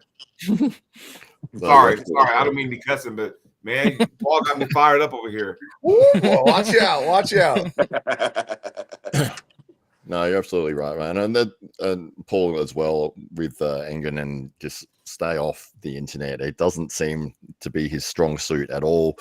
It's like they do such a great job with their promotion, and then it's like you do something really good here, and then you get like a really bad thing that Engen does on here, and it sort of balances it out. It always seems to, it's moving forward, it's going really well, and then Engen says something kind of ridiculous, and it's like, hey, what are you doing? Like, this is not the way it should be. But at the end of the day, all of us want to see the sport grow. It is growing. It is doing tremendous things. Like, I've only been in for 5 years, but from where I started with 3 people in a club to being up to 40 that come along every week, when I do demonstrations now in gyms, people are coming up to me. They know who the arm wrestlers are. They're talking about not just Devin Larratt, but they're talking about all sorts of guys that they've seen, they've been watching. They're talking about East versus West. They're talking about I haven't heard anyone mention Mega Mike yet, but I'll be pushing that. I'll be like, you got to check out Mega Mike. You're going to the wrong gym, bro. Wrong gym. That's right. You got to go to the gym where there's actually like 200-pound dumbbells. Well, that's why your shoulders are so big you can't fit into the MRI machine. You should see me get out of my Civic. Oh, Jody's disappeared, but Engen might have got him. He's gone. He's gone. Beer, probably. You heard about Mike getting out the Civic. Go ahead, Dallas. Oh, no, I was gonna say I have to off here soon. I just didn't want to interrupt anybody that whole time because that was a good topic. I was like, I didn't want to cut, but I gotta head out like probably in the next 5. I just did. It'll be random. I won't cut nobody off. I'll just leave. But All good, mate. For having me on, and you guys are amazing, and I appreciate the love and the community. This is why I love the community, because it's so welcoming, man. It's not like anything else I've been a part of. So my son wants that rematch, bro. Bro, I got you. I think he got that. I remember you being at Brandon Allen's, man, and bro. They're saying you're strong. Oh yeah, thank you, bro, so much. Yeah. I think I only pulled at Brandon's. We only pulled that one time ever too. Oh, I wish you could come out to the event. That was good. Let me see what's going on. I just started that new business and all, so I'm going to be kind of busy, but we might be able to make something happen. Yeah, man. Get your party, man. But what I want to say is, I also want to say a positive thing about Engen and Core Sports.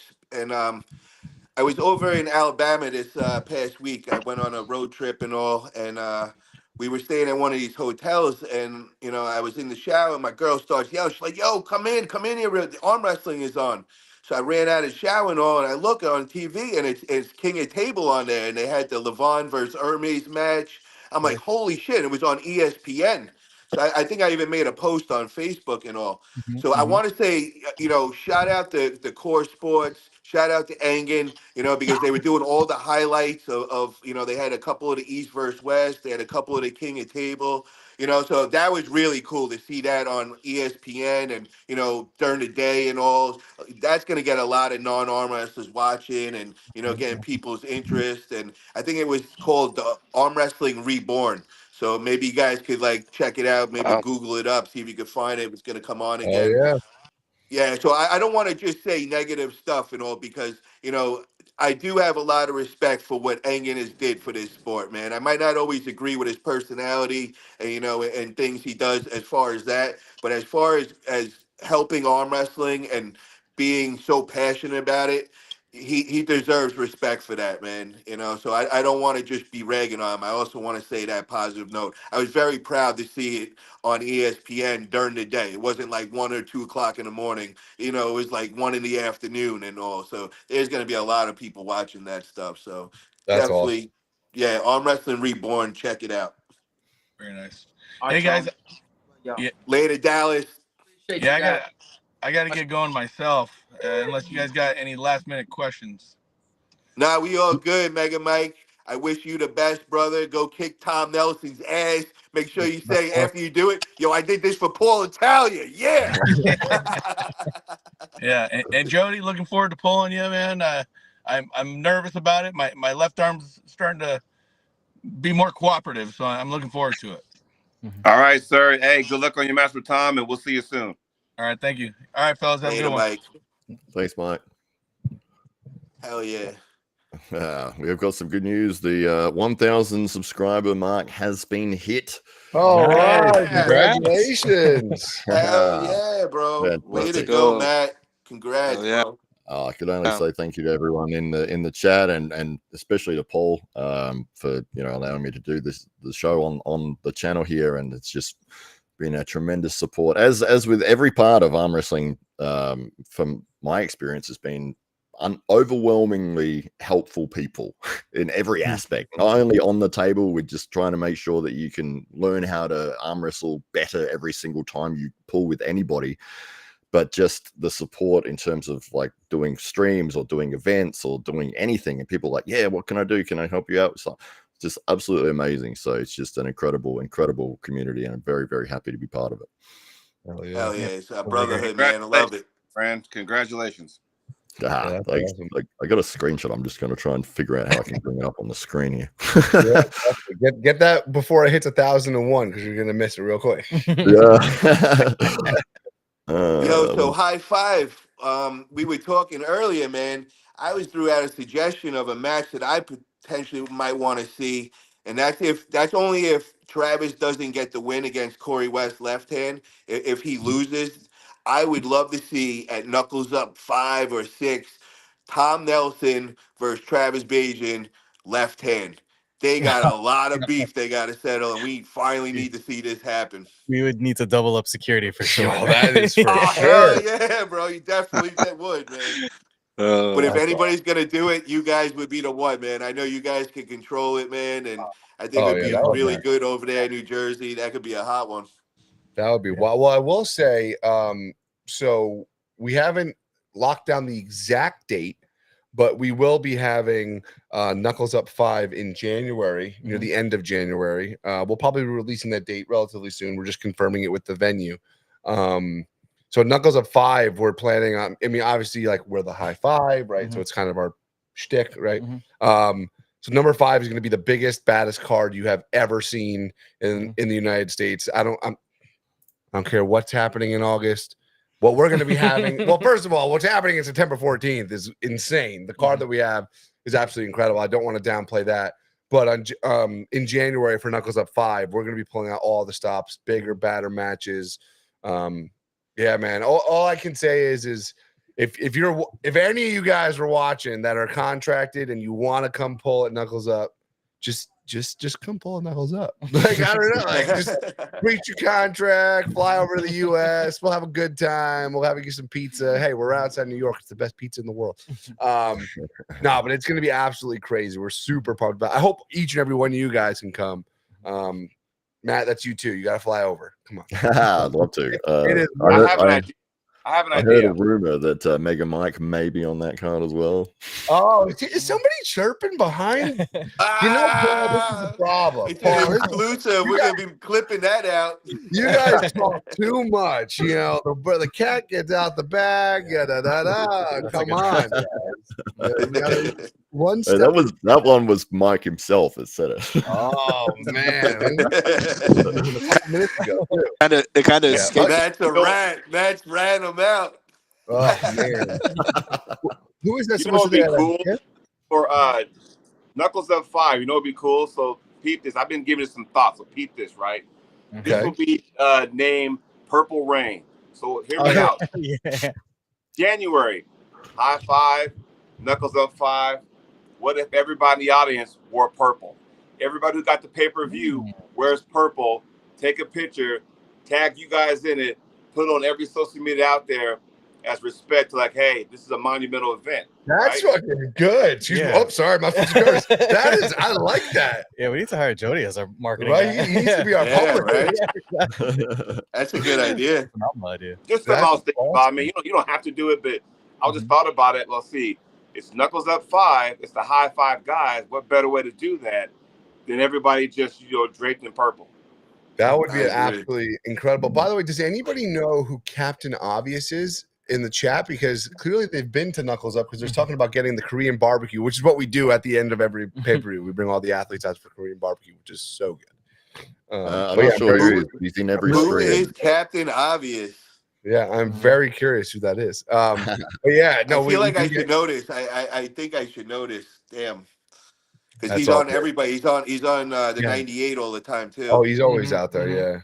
Actually, yeah. I have a random question, and this is, and please do not take this as an insult whatsoever. But Israel, I've always been curious where your level's at and what your weight is at now, because like all I keep hearing every time we get on one of these is like Paul's like, "Yo, Israel could take this guy's lunch money," blah blah blah, and I'm like, Israel, when are you gonna come to Jersey, man? Come train with the high five, bro.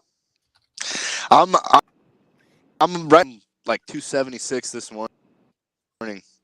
So damn. who knows? Okay. Okay. Probably stop at like the 250 mark. See how I feel there. Okay. I'm still gonna be a Hell yeah. super, but I'm definitely cutting down. I have a shoulder injury, so but I definitely would love to be part of the production. Go and compete one day, man. It would be an honor, and I would absolutely be down with that. Your left is healthy. Yeah, my left is good. Just not. It can be ready. Who would you face if you could pick your opponent? Who would you pick for a left-hand match? Left-handed. That's a tough. Tom Nelson. I would like that. I would want to beat Tom both arms, but there's a few guys in good left-handed. Eli, he's also really good left-handed. There's a here that are really good left-handed. I'm not ranked that high left-handed, but I'd like to give it some. What about Artyom Chernicko? I'm giving up a lot of weight, but it'd probably be a good match. Bruh, we'll all smoke Artyom Taranenko. What you talking about, son? I don't know. That's pretty strong. I'll smoke him. You're I'll the voice of smoke him, reason Chris. here. Don't be no voice of reason. What he did to Paulin is kind of incredible. Nah. But Israel's bread and butter is his right arm.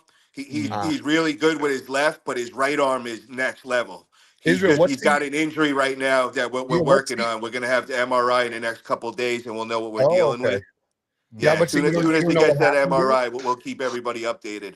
I got X-rays done, and I already went to go see. Leaving it up to the MRI, but there's bone floating around in my joint. They're just worried that it could be, the piece of bone is connected to the tendon. That's the biggest worry, because then. Gotcha. match. Your audio is really cutting up today, to Israel. Yeah, I'm sorry. I'll have that Yeah. fixed by Anyway, next time. best of luck. Sorry about that. Definitely heal up, brother. Best of luck with that. Heal up. Thank you, man. Thank you. What about right arm, Israel? If you could pick anybody, if you were healthy. Rickard Borman, man. Oh, That's a good one, bro. That's a good one. It's a big Yeah. You may be Absolutely, seeing man. a bit more of a Rickard in the next few months. Yeah, some big things lined up for him, which will be announced very shortly. Israel, I would like to see Israel against a Chan Shaw too, right arm. Interesting. Okay. I Israel. think that's good. a really good one. How tall are you, Hey, Israel? Say, 6 I foot. gotta get off the line, but I want to thank you very much for having me on the show and stuff. And we will talk to y'all down the road. Mr. Conley, once again, congratulations on your 1,000 subs. Thank you, sir. Great to have you here. Thank you. Israel, my friend, we'll chit chat down the road. Paul, my boy, we'll chit chat. William, Hell yeah, brother. Christopher, you guys stay good, man. Thanks, brother. Be good, brother. I feel bad because he was sitting in the window and I didn't see him, and he had to write a message and say, "Can you let me into the stream?" I'm like, I didn't know he was there. Oh wow. But yeah, Jody Williams, Chocolate Thunder, great to see him in here. Big match So he's got a coming up. match against Megan Mike.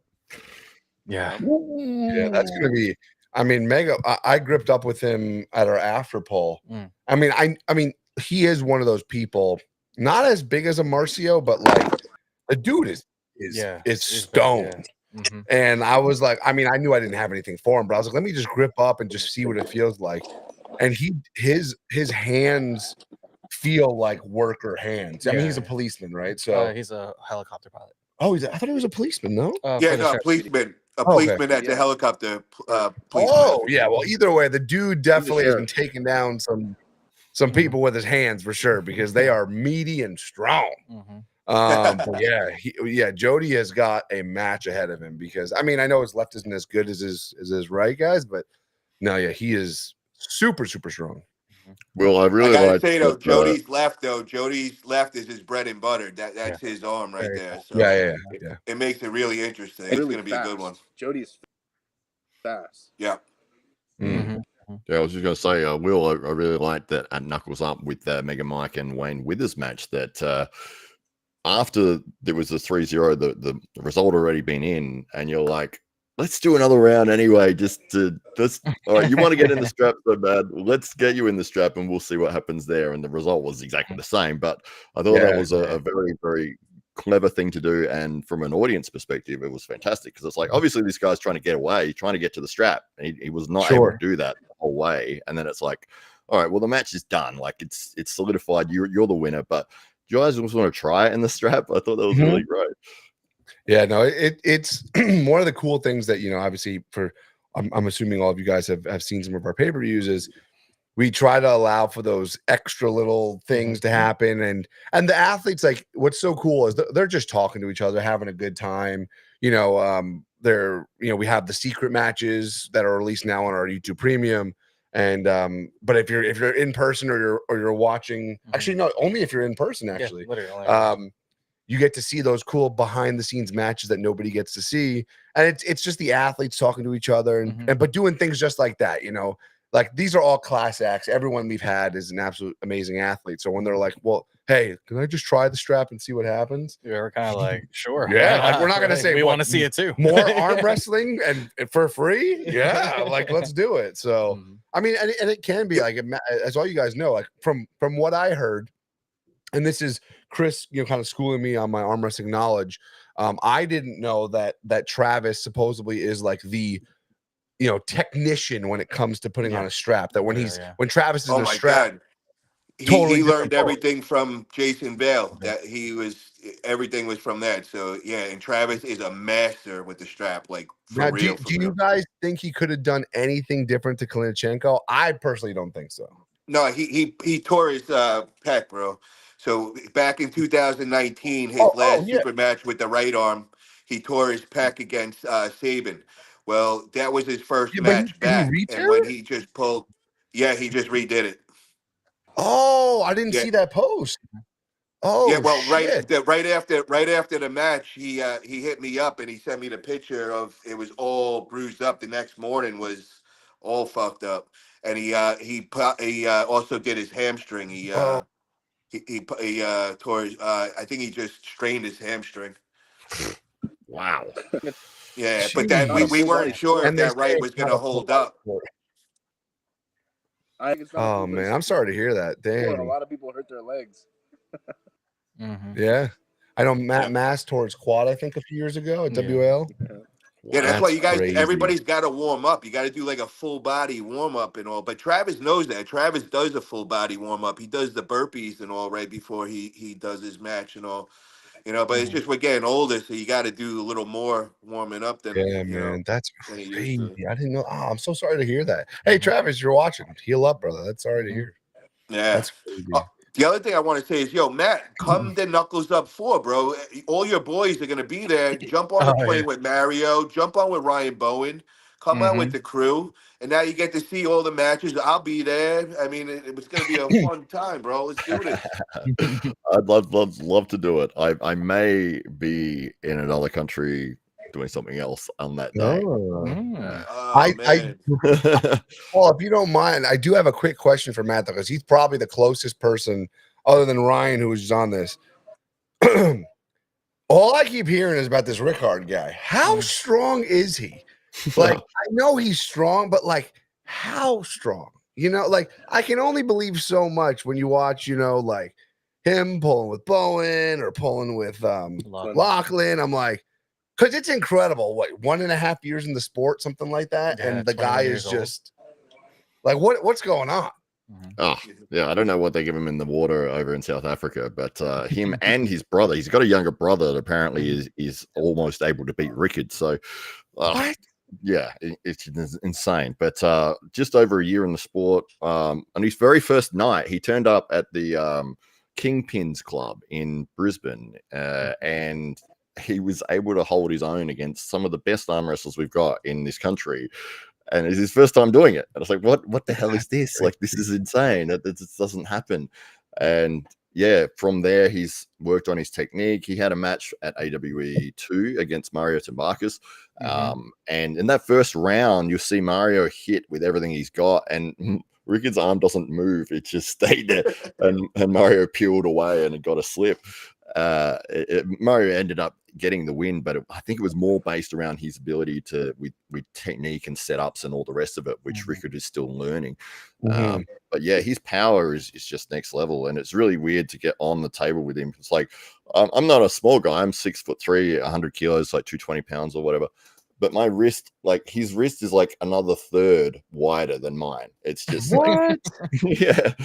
And when you get on with somebody and they're letting you work, and I had him maybe a quarter of the way to being pinned. Like, he let me get there, and he's like chatting away to somebody else at the same time.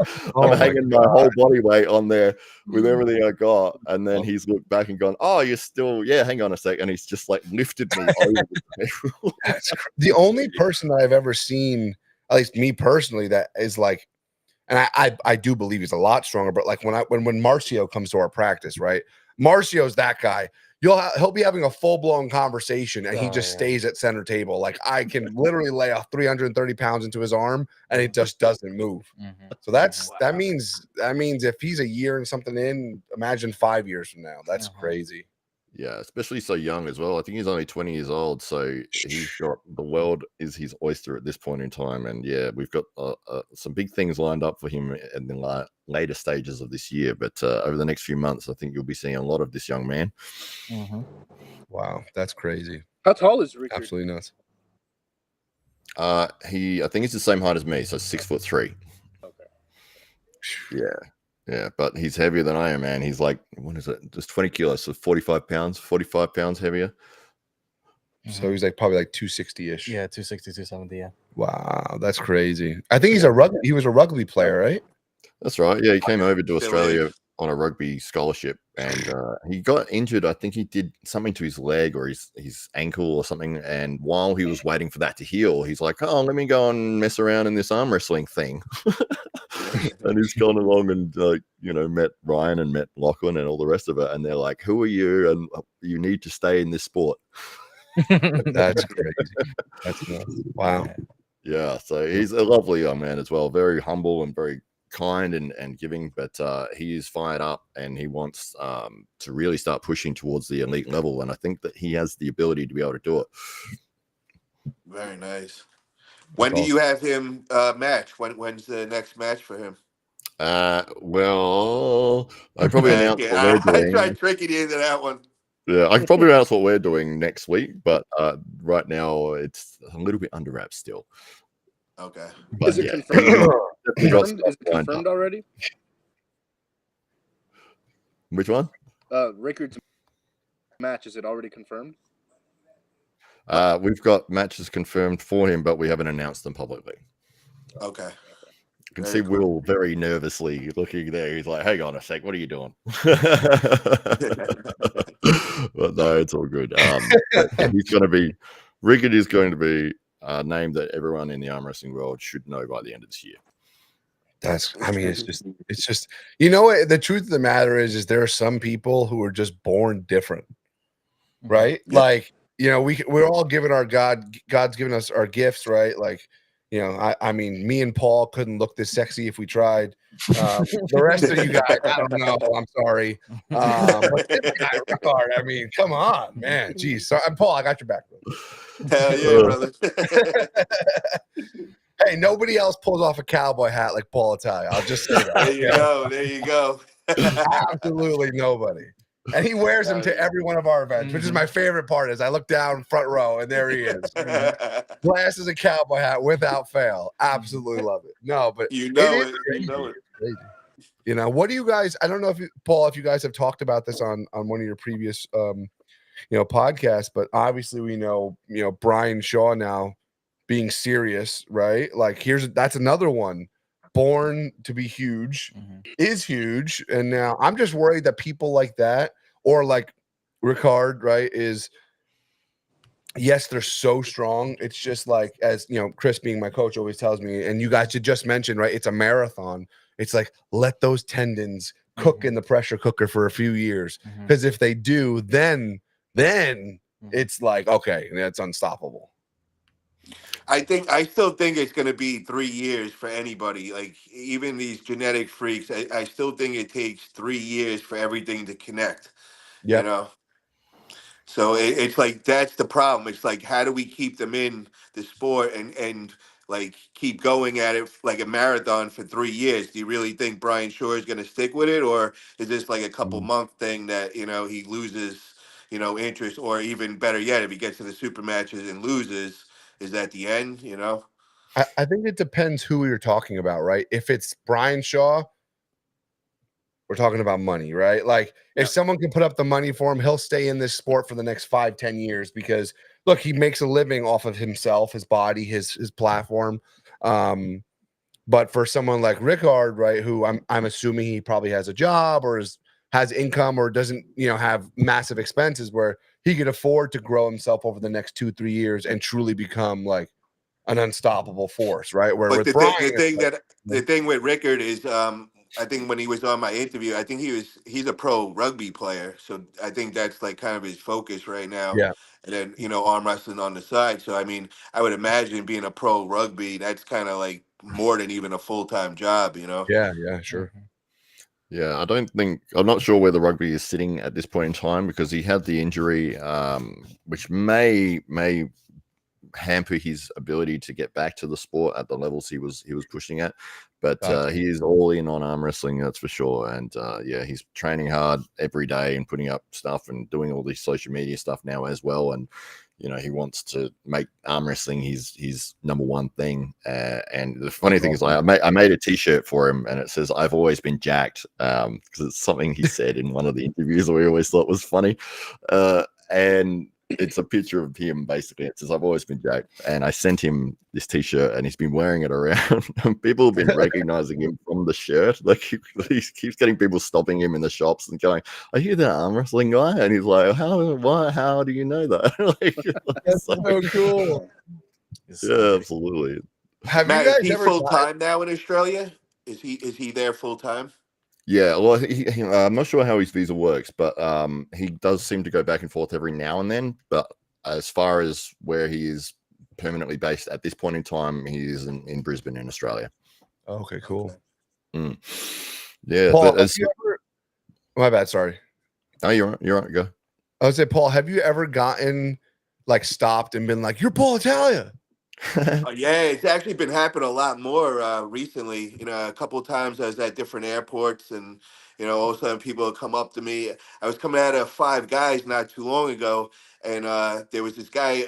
I come walking out. I had to kind of double parked, and I thought the guy was gonna say something, and he's like, "Yo, Paul Italia," and I'm like, "What the fuck?" And he's like, "I thought you live in Florida," and I was in Cali at the time. I was like, "No, I actually live here also." He's like, "Holy shit, bro, this is so cool." And and then like a couple of times when I was at the airport and all, it's been happening. That's how I know that arm wrestling's really been growing, because it's happening more and more.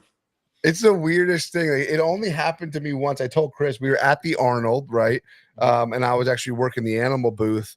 So I wasn't even in like high five gear. And some of the people, I guess, they were actually some of the people that had come to one of our events. Oh, okay. And I'm walking down the hallway and they go, "Will," and I'm like, "Hey," and like, "From Knuckles Up," and I'm like, "Oh, cool, arm wrestler." Like, of all the people, like, that's the coolest thing. Only happened once in my life, and it's still one of the most surreal things when like some random people know who you are. I'm like, I'm just some random guy that like puts on arm wrestling with my best friend. Like it's crazy.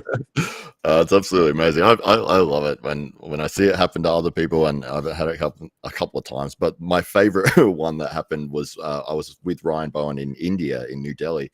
Oh, and we were walking through a shopping center there. And a guy has walked past and then like almost fallen over trying to turn around, like, huh? Like, what? And he's come running up and he's like, "Ryan Bowen." And he's like, "Yeah, hey, nice to meet you. How you going?" And he's like, "What are you doing here? Why would you be here?" And he's like, "Oh, I've got a match here." And he's like, "But it's New Delhi." He was so confused as to why, right? He worked in the center and like he's just walking to get some lunch or something. And he was a big fan. Like he was a big fan of Ryan. It's so and I guess cool. he never in a million years thought that I would have been walking past him. But yeah, that was a cool moment. There's so many more people watching the sport. Like just now, before I got home and Paul invited us to come on the podcast, my fiance's friend is here from California. It's just people she streams with. They play like I don't know, it's not Fortnite, one of those video games. Like I'm sorry, Valorant or whatever, right? They're playing online. And so we're in a group of friends at some chicken spot, and one random guy goes, because I was wearing my high five, he goes, "You're an arm wrestler?" And I'm like, "Yeah." He goes, "I watch that shit on YouTube all the time." And the guy just looked like some random kid who like probably never lifted a weight in his life. And that's how you know the sport is growing. Like people who are like, random, Joes and non-arm wrestlers. Like, yeah, it's so cool.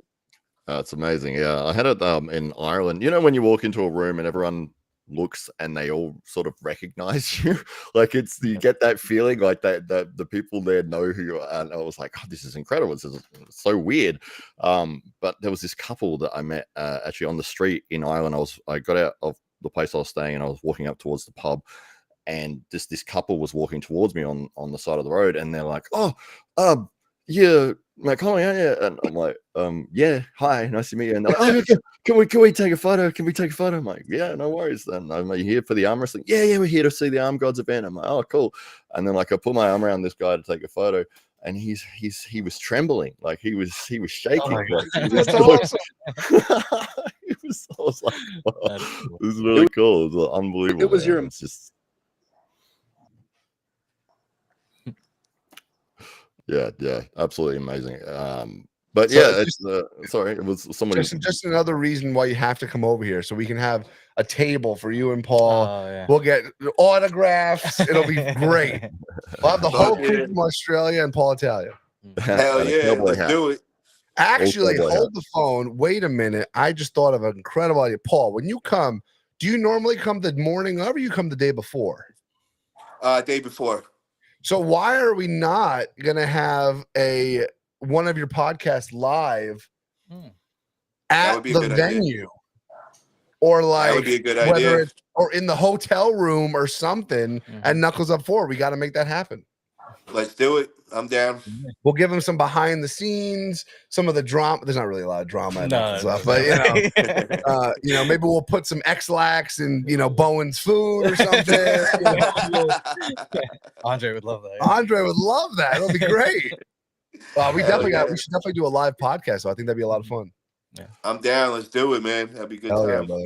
I got to say that everyone that I've spoken to that has anything to do with Knuckles Up have always said that they had a fantastic time. You guys treated them the best that they've been treated out of any promotion. And they'll be clambering to get back on a Knuckles Up cards. And that's from probably 6 different arm wrestlers that I think you've had over the 3 events that you've had so far. But it's great reputation you guys have got there for looking after the arm wrestlers. Thank you. We love it. We love it. Try our best. Hell yeah. And I just want to say in August, we're going to be having on the Buzz Show each week, we're going to have a couple of the athletes that'll be going down at Knuckles Up 4. We're going to have the athletes on there. We'll be featuring everybody. So you guys will get to hear the build up. We'll get both guys getting them talking shit back and forth. So yeah. Be some good times. Yeah. Hell yeah. I can't wait to see just Andre and Ryan just bicker at each other. They're definitely 2 characters. And we probably have some of our best moments from their press conferences. If you guys go back and watch the press conference when Baek Sung-yeol literally was like, his translator was like, "So how did you prepare for Ryan Bowen?" He goes, "Honestly, I had no idea who Ryan Bowen was before this match." And then Andre, so is Bach still? I know Bach's hurt, but is he still coming just to come in person? Unfortunately, I think he still has to go through surgery and everything. So I don't think his schedule, because it's a pretty severe tear. Yeah. So, he basically just blew out. Because if you guys obviously know, anybody who's watching, Baek is known for just laying on his elbow and just holding. And I guess the tendon that allows him to hold that is what completely tore off. So. I believe it, man. That dude is a side pressure machine. It is unreal. I'm a big fan of him now. After seeing him those 2 times, he is, That's why I'm kind of upset that he's hurt, man, because I'm definitely a big fan of him. And the other one is Yoshi, the Japanese guy. Oh my God, he's a beast. I like him a lot. I actually won some money that night on him. Oh, that's awesome. I'm gonna love to hear that, actually.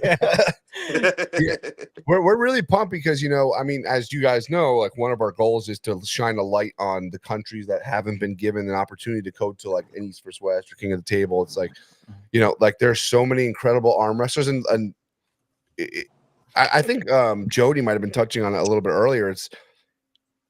It's not just about the top 5 guys in the world, right? You can have some of the most entertaining arm wrestling you've ever seen with almost any level of arm wrestler, as long as they're good arm wrestlers, right?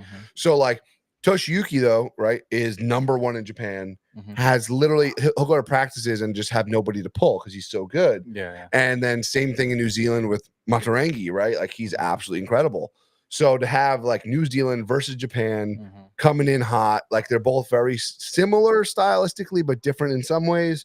I think it's going to be a killer match. And then, as you guys know, we always are thinking about the winner, who's that going to pull. So we have a lot of things in the books, but it's going to be. I just realized I called him Yoshi, and his name is Tashoki. I'm sorry. Butchering up the names again. I think that was the nickname I gave him that night when I was yelling for him. So.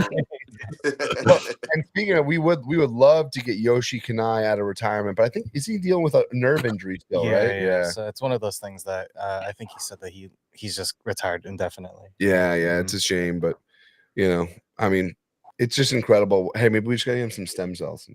Yeah, hopefully. Yeah. Stem cells in Japan.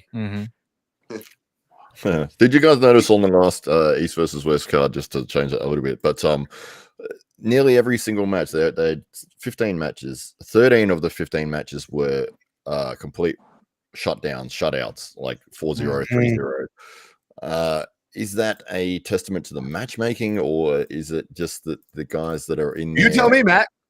You tell me. Chris is gonna get mad because I'm throwing heat and I'm not supposed to be doing that. I'm sorry, Chris. No. I was just gonna. Can I talk about the match we talked about today? Please tell me, Chris. Can I just let me do it? Just let me. It's not a good. Okay, no, I won't do it. No, all I was just text me, Paul. We'll talk about it privately. Matt, message us. We'll talk about it. Yeah. All I was gonna say is, I think one thing that we pride ourselves on is, like, it's great to see the U.S. players go over there and compete at the highest level. But I feel like that doesn't necessarily mean that it's going to be as competitive. So that's kind of the whole point of like the Arnold Classic, and for us to make our matches, like, because I think the U.S. players want to know how good they are, right? Yeah. But it's also really discouraging if we just get trashed all the time. So, one thing we want to do is like find good matchups that are also the top in other countries.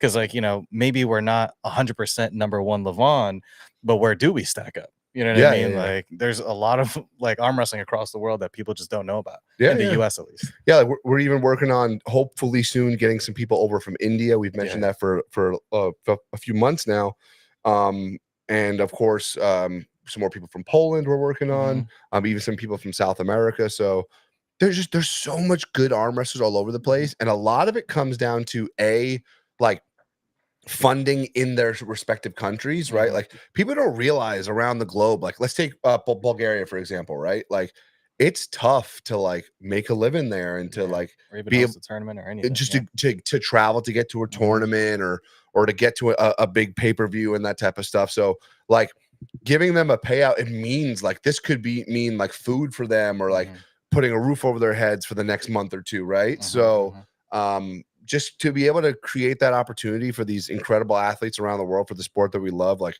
that's where we get off on it. We're like, oh, dude, this is so sick. Like, like I didn't know about Toshiyuki until Chris told me about him. I'm like, oh, we met him, like the politest guy, like, and I mean this in the most respect, the most like unassuming arm wrestler. Like, he's just a big burly dude. Like, he's not like super jacked. And then you get on the table with him and you're like, oh, okay, Toshiyuki is serious, right? Yeah, it's just, there's so many good arm wrestlers. I mean, Matt, you were just saying, right? Didn't you say you started with like a 4-man practice and now you're at like 40 people? Yeah, man, absolutely. Yeah, it was 3, and it was literally on Tim Graham was the guy who started it, and it was on his driveway at his house. And there was one table, and there was a couple of like old barbells in the corner.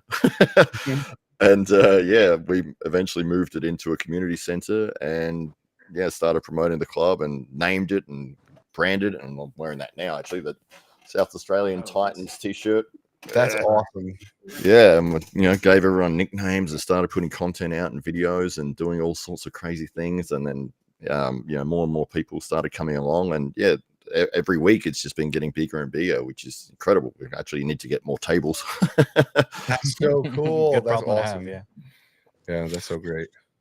Hey, high five, guys. Can we expect a ladies match on the Knuckles Up 4? Man, they're just trying to get everything out of us tonight. I was gonna say, it is coming up. That one we're gonna hold on to. We're gonna hold on. But yes, there will definitely be a women's match. We pride ourselves on always having a women's card. So and it's gonna be pretty big. This is a cool opportunity again. We'll leave it at that. Let's just leave it. Dude, don't give him too much. We already gave him 2 golden goose eggs tonight. Okay. What do you guys? Yeah, Matt, you got to clip those out. That was a big announcement with the Marcio Barboza against Jordan Sonoff, and it's out in the ether. It's all good, man. We just and then Jason Merlo versus what was Merlo going against again? Juming Young from what they call Physical 100. Juming Young, from Physical. He's from South Korea. Incredible arm wrestler, and also it's cool that he was on an awesome Netflix show. But I did want to ask you guys, because I mean, obviously there's been so much stuff we went over tonight, but what is your guys' opinion on, we mentioned that because Beck was injured, that Robbie Russell is going to be stepping in, right? And we just saw him at the Challenger Series. How do you guys, I mean, because Svetlana Kashevsky, right? Godfather, like essentially of arm wrestling, right? Absolutely incredible. How do you think that's gonna match up there? I love that you're giving Robbie Russell the platform, man, because that boy deserves it, dude. That guy, like, he should be out there so much because he is such a good arm wrestler. And I think a lot of the world is going to sleep on him because they don't know who he is. I think he could surprise people, man, and I think he might be able to get the win, which would be unbelievable for his career and him getting out there. But I mean, that is going to be a really, really hard match for him to win. Yep. What's your thoughts, Israel, on that one? I think I love Robbie Russell. I think he's a great arm wrestling for him. I'm always rooting for him, but I think Sveton is just and I really think you could almost put him against anyone, besides 3 guys in his weight class in the world, and he would just be the favorite. The dude master, and his open top roll is literally second to none. I mean, handle and more. Yeah. What if it goes inside, though? What if Robbie could turn him inside? Does Robbie have a chance if it goes inside? If Robbie, props to Robbie, that would be a feat. Yeah, because I mean, as we said, like there will be, Robbie's obviously going to be dropping a little bit of weight, they're trying to meet as close as they can, but there's no official weight cap for the match. Because that's the type of, if you guys don't know, like every time we've reached out to Sveton, right? Like, so he was on Knuckles Up 1, maybe, right? He was, we were hoping for him to be on 2 and 3, but we just couldn't figure out the matchups for him. But every time we reach out to him, he's like, I'll pull anybody. Like, basically, monster. He's like, as long as they're not 350 pounds, he'll basically pull them. Yeah. And Which he is just like super intimidating. This dude is like 185 pounds soaking wet. But with the right arm of like a 120 pounds. He's like Hellboy in real life. Yeah. Like it's absurd because his lock also is like here. Like it doesn't from here, it's gotten stuck about here. It's almost at a 90 degree, which is just, I feel bad for his arm. But I mean, it's the most polite, quiet gentleman, the nicest guy. Gentleman to the T. But yeah, Robbie, if Robbie can pull that off, and who did he beat in Knuckles Up 1? I can't remember that one. Craig Toulier. Yeah. Oh my God. Okay. Yeah, I don't know, Robbie. I remember that one too. That's the interesting thing, right? Is if you remember the round robin that Merlo, Robbie, and Craig were all in together, right? Yeah. Craig Robbie got the win on Merlo, and Craig got the win on Robbie, right? Yep. But it was more of a side pressure based thing, rather than Robbie has a lot higher leverage. So I think with that, it'll help in this match against Sveton. And Robbie's got an incredible hand. Yeah. So I think he's got a really good shot, to be honest. I think, and I will say, in the talks that we've had with him, Robbie is very excited for the match, and he also understands the importance of this match and how big it could be for him. So he's like, guys, I've been waiting for this opportunity. He's like, this is what I've wanted for so long. So I think he's gonna come in full blown, like focused and lasered. That was a great match too with him. I can guarantee that Robbie takes this shit so serious. And like that guy he's not loud or anything. He's a humble dude, and I know he's gonna put in the work, man, because that boy just walks around like pretty peaked out. Now that he's got an opportunity like this, oh man, we're gonna see a whole nother level of Robbie, that's for sure. Is that him and Wierzinski? Oh yeah. That was that crazy war they had together. That was kill. And like I said, like that's him inside, just hook for hook with one of the best hookers in the entire US. So I mean, yeah, that's some serious shit. Right Robbie Russell's side pressure is crazy. Yeah. And that just goes to show you how crazy Craig's side pressure is. Right. But like, once again, if you study Sveton's technique and his open top roll, right, he's like, he'll absorb it and just roll with it. Right. So it comes down to that hand control. And if Robbie's hand, I mean, it's a big hand.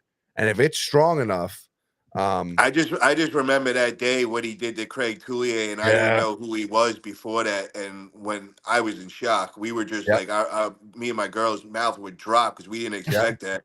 We thought Craig was gonna win, and now that you just said that was him, I don't know, man. That's gonna be a tough one. But hey, maybe Robbie could surprise everybody and really step it up to another level. I mean, this is the opportunity of a lifetime right there for him. Yep. So, yeah. Hey, Paul, you didn't see Holy shit, though. That guy is a beast. Bozidar in the East versus West qualifier? Against Daniel Prokopiak? No, it was Is that which?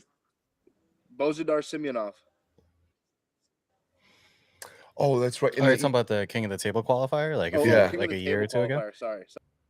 Yeah, and he competes at AMC out in Russia and pulls with all of them as well. And he does, I think he places like top 3 at least. Yeah, you know what I mean? He's always underweight.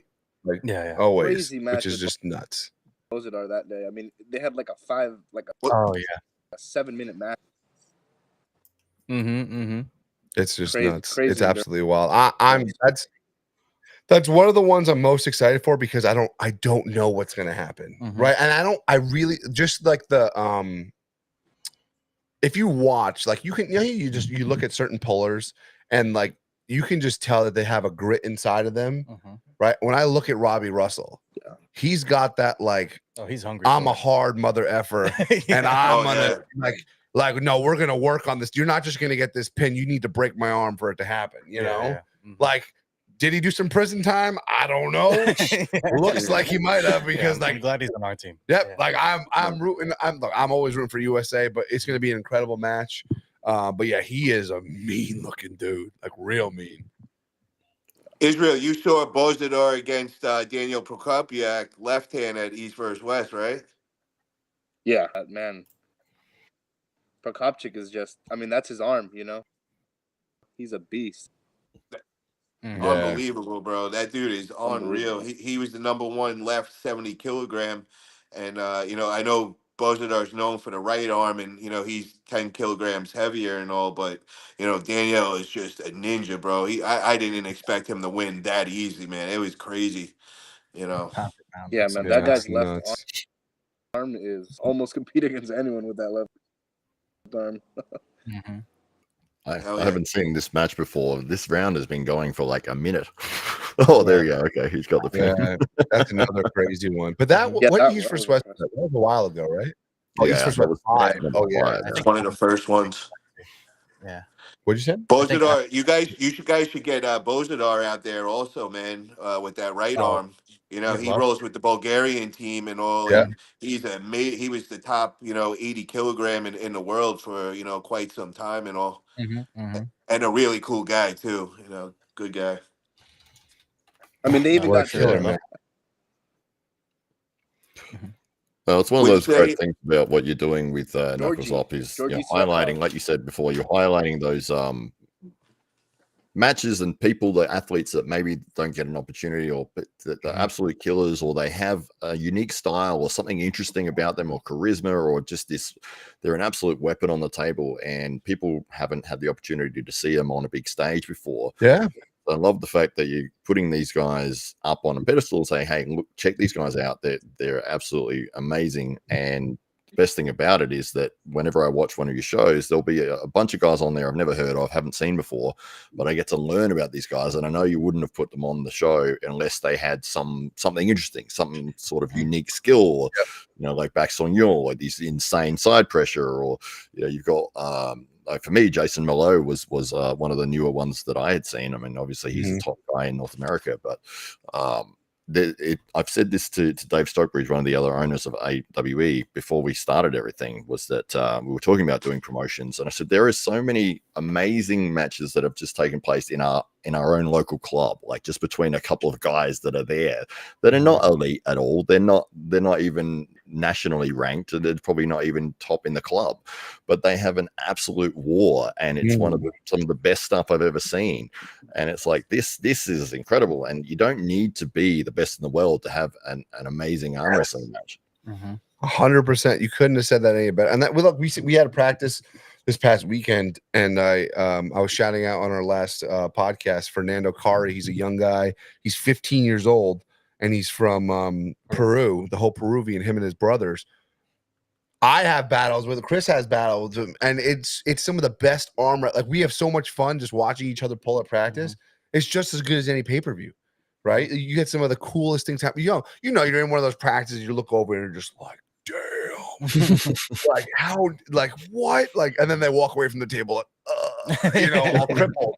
But you're like, wow, like that's what this is all about, right? Like, look, at the end of the day, we're a bunch of dudes who just want to, test each other's strength and see who's the king, you know what I mean, right? But that's what's so great about our sport is we can do that in a relatively safe way. As they say, it's the one combat sport that you're not like punching the other guy in the face. Which I mean that's I hate that all we get considered against is like, oh, are you the slap fighting thing? I'm like, no, that's not us. Did you guys see Larry Wheels is doing some slap? Oh my god! Hey, why, Larry? What are you doing? Oh, how about you and Nanya just do a slap fight next time? Oh my god! Hell no. Oh my goodness. I think that's I want to see Barry Bowen get up in that. Oh yeah, he'd probably go for that too. He would be a killer in that. I mean, the slap fighting thing by of itself. Matt, are they making money now in that? The slap fighting? Yeah. Well, I think the guys that this is what I was sort of coming to with what I was about to say with my point there, but I was so disappointed to see that Dana White, of all people with the UFC, got jumped all over slap fighting. And, for the last 25 years, he's been pushing the UFC and saying, the safety record of the UFC. Never been a serious life-threatening injury in the UFC. Never had a death. Never had somebody that's been paralyzed. Anything like that. The referee, the rules that they've got. As soon as the fighter can't defend themselves intelligently, the fight is over. And they're pushing that narrative for years and years and years. Everyone thought that's a great invent. You're really looking after the fighter's safety here. And you see it all the time. Fighters get hurt, they go down, and the referee calls it. Even though the fighter's like, "Hey, I'm fine. I was all right. I could keep going." It's like, too bad, dude. Like, you got hurt. Yeah. That was it. But then to go the complete opposite of that and go, okay, stand there with your hands behind your back and just let the dude smack you in the face as hard as possible. And then you get to do it to him, and you're not allowed to defend yourself. You got to keep your chin up. It's like how did you go from that to that, and then decide that you're going to promote both? And it's on the UFC's page. It's all over their Instagram, and you see all the comments. People are like, "I'm unfollowing. If you're going to keep putting this slap crap up, I'm just gonna I'm not following UFC anymore." It's just I can't believe. Are they paying him now? Because if he's behind it, obviously there's a lot of money involved in it now. Well, I don't think they're getting a lot of money. They did like a season, and I think that was similar to like the Ultimate Fighter, the when they started that show, and it was a reality show, and they sort of followed these guys. So there might have been like a prize pool at the end for the winner, but I don't think there was many prizes apart from brain damage for the competitors. Oh yeah, I mean that's what I keep saying. It's a race to see who could get brain dead faster. That's probably what they're doing. We actually, but guys in the chat, if anybody has any info, let us know what they're getting paid. I'm really interested to find out. Yeah, in Northern California, Casey Stevens, he's actually involved 2 or 3 events already. He's gotten to actually slap fight against some famous Tim Silva. He went against Tim Silva and a few other guys. Wow. Yeah. That's crazy. Tim Silver's that old UFC fighter, right? He's that big guy. The maniac from Maine. Holy shit. Yeah. Wow. Yeah, I feel like Corey West would be really good. I want to get slapped by right? Like, I might take your head off. Yeah, that literally would probably murder somebody. Yep. No, it's just it is. But like, what's the real question though is because we've all heard the rumors, right? And I with this, I do believe it is rumors. But what excuse me, what does arm wrestling need to do?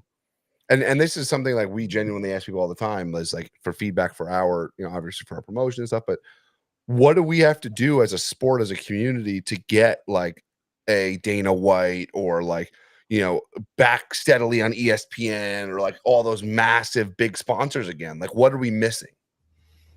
I think there's experimentation going on all over the place, which is fantastic to see. That there's so many different organizations that are springing up, which is amazing, and they're all trying something different. It's like, you know, like Pro Panja in India, it has a huge audience, millions and millions and millions of people watching that, and they do a tournament, sort of team tournament style event. You've got your East versus West, you know, you've got your patriotism built into the name. It's you know, you're representing the Western side, he's representing the Eastern side. As an audience member, you should care because he's representing you. You've got stuff like what the Knuckles Up guys are doing, putting the spotlight on people that are phenomenal arm wrestlers that have never really been seen before, and doing it at an incredibly high standard and making sure that everyone gets looked after. You've got Mac with their different table designs, and you know, so I think at this point in time, people are sort of trying a lot of different stuff and just seeing, you know, what will become the big dog in the sport. And I don't think it's there yet. I think it needs still a lot more refinement. You know, you look, and we were talking about this last week, Paul, but when you show a non-arm wrestling fan an East versus West match, they're bored and they're looking for something else to do within a minute. And it's like, the guys are just setting up for so long, and then they slip and they're like, what happened? Who won? And they're like, no one's won yet. They have to, you know, and then they get a pin. Oh, he obviously won. That's good. It's like, no, it's an elbow foul. They have to restart again. It's like, what? You know, it hasn't got to the point yet where I think it's a really consumable product for a mainstream audience. Such sounds really good. I keep thinking in my head, if WAL type production was done right and been able to go on at mainstream time, I think that might do it. I think that could draw in the people because it has that UFC look. It has the production. It's Knuckles Up is right there, but I think it's just another level, you know, of money it might be to go to the next level. Yeah, you know, no, Paul, I think that's the key, and the key is you have to be connected in with a network somehow. You got to get them on the mainstream TV, and that's where it's like Copland kind of went a little short on. You know, for what I seen, I think it wasn't aired at mainstream times. I could be wrong. It was before my time. Israel, do you know? You know? Yeah, no, it would usually Wall would usually air at like weird times when like most like middle of the night type shit, probably, where it's not really on when people are going to be watching. That's why I was so happy to see that other day Arm Wrestling Reborn. That was at 1 p.m. and it was on ESPN. Perfect. And I think that's the key. If we could get like another production looking like WAL, I think even if you just took WAL and went and got it on at 2-3 o'clock on a Friday, Saturday, or like a Saturday, Sunday, I think that would be it. And I think so many people would be into it, you know? So I think you hit the nail on the head though, Paul, is like, for example, like obviously, as you've seen, we've reinvested every single time. We're getting bigger and better, right? And like what WL was able to do was like with, you just mentioned the gentleman's name that owned it. What was his name? Kaplan. Steve Kaplan, Steve right? Kaplan. He had the funding because, like, I think we're so close, but it's like that last finished polish is like, well, let me just throw like another $100,000 into the video crew and all that type. You know what I mean? Like now it's like it looked like, remember, if you watched it, it looked like they were on the Who Wants to Be a Millionaire set, and they just like changed the colors, right? Like it was so like built and like this, like everything was so polished, right? And you're right, it comes down to like a lot of it comes down to the funding, right? Is like, because I think, Matt, I think you're right. I think we as a community can refine the sport just a little bit more to make it entertaining without losing the true nature of like the competitiveness. And like you don't want to just it to become like a slap fighting thing, or like where it's just like, oh, it shouldn't just be lights, cameras, and bang, right? There needs to be some level of still the technique and the traditionalism of the sport. But yeah, Paul, dude, it's funding is like, it's the biggest thing, right? Like slap fighting became big because they put the marketing machine of the UFC behind it. And now all of a sudden, like there's Monster Energy behind it and all these big names and Red Bull and this, that, whatever, right? with millions of dollars. Well, because the marketing machine and the funding went behind it. What I heard, I mean, I could be off with this, but I heard it was about 250,000 for what the WAL was doing each event. That's how much they That would were make putting up. sense. Yeah, that would Yeah. make sense. Yeah. And I really think but it's not just the 250,000 you got to spend. It's you got to have the connection into the network. Oh, yeah, Because you could have all the money in the world, but unless you have that connection in the network, because airing at 1 o'clock in the morning is not going to do it. You know what I mean? Yeah. It's got to be on that prime time. And that's where it's going to cost money. And it's not even just the money; it's just got to have the connection where these people believe in you. Yeah, you just got to know people. Well, it's the same with Pro Panja. So the guys that run that, Praveen Dabas and a few of the other guys that got together, and they fought to get the time slot that they did, which was basically perfect prime time Sunday night at about 6 o'clock, 6 p.m. I think is when it airs, and it leads into. So they have a cricket match during the day, and then the next thing that comes on is arm wrestling. So everyone's already watching the cricket. The cricket finishes. What's next? He's arm wrestling, and they had to fight tooth and nail to get that spot. The network wanted to put them on at like 3 a.m, and they said, no, we're not taking that spot. We want that prime time spot, and it paid off. And they said, look, like when people see our event, like because they put a lot of time and effort and money into their event, and it looks tremendous. They said when people see this, like leading in that first episode, they're gonna watch it every week, and they did, and they culminated with their finale with 34 million viewers, which is just absolutely astronomical. But if it wasn't for them fighting for that spot, they could have done everything else right. Had all the production, all the set pieces, the uniforms, had everything else, the rules, and no one would have seen it. If they didn't say no, we need to get it in front of as many people as we possibly can. The other thing that I see that's an obstacle that's got to be figured out is to get that wall look, you got to be able to get a crowd in there. And I know that WAL had the same problem, and they had to pay, people passing by to come and fill up they the had paid stands. actors, right? Yeah, they literally had to do that. But I also understand that, because at the beginning, it's going to be hard to fill a stadium like that and to keep that energy going, so it's like, how do you fill in that? Because, if you think of like a local area, if you throw an event, how many people are you really going to get to be able to show up in person to fill that, arena up? It's kind of hard to get a bunch of arm wrestlers. Yeah, you could get 100 people in, but to get like 300-400 people, which is needed to fill like that WAL arena, that's an obstacle. Yeah. That's one of those things that you gotta be clever with your camera angles. If you have a small crowd, choose a small venue, make people stand right shoulder to shoulder next to each other. Even if you got 10 people in there, you could make it look like the room is absolutely Nah, but it's not even that, man. We need that UFC look. WAL had the right size.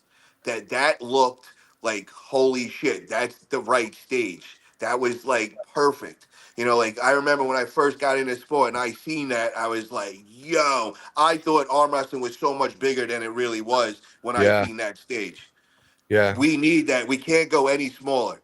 I've seen smaller venues. I've thrown a lot of events and all, and me and Travis were like the master of making it look like there's so many more people, like you said, with the angles and all, but it never gave that grand feeling. You need that exact setup to get that grand, like all around 360 seating. Where it's all with the bleachers going up, so you're all looking down at it. They had that all. I really liked it. I think that is key, because a non-arm wrestler is going to see that and they're going to be like, oh, wow, I didn't know arm wrestling's that big. Well, Paul, it's like when you see that, when they like, it's cool.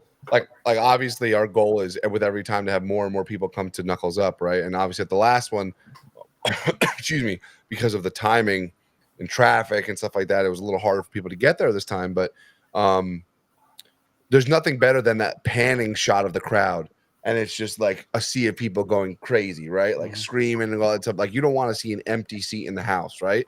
And that makes like the biggest difference in the world for sure.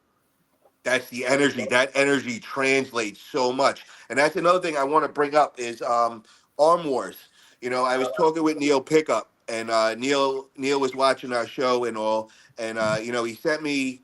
He listened to all my critique of, I was saying where East versus West was more of a purist and all. and he was like, this is the way it goes. And he showed me some of the Arm Wars, and I love Arm Wars. But the thing that I am missing, I kept saying to myself, there's something missing here. I love it as an arm wrestler, but I'm like, I don't think the non-arm wrestler will. And they're telling the story, so you're getting to know the characters in it. But I kept saying there's one thing missing. I think I figured out in the last couple of weeks from our conversations and all, and it's the crowd. There's no crowd in those arm wars. Yes, we got the whole lead up, and it's kind of like a whole story back and forth, and you kind of get to know the arm wrestler through the match, and it's like he checks that box, which a lot of people don't do that because, like I keep saying, if you don't know the arm wrestlers that are pulling, you don't care. It don't matter how good they are or whatever. I don't care if I don't know their stories, if I don't know the lead up. So Arm Wars figured that out. But the thing that they're lacking is the crowd. There's no crowd there. It's like I need that WAL crowd where it gives that energy and all.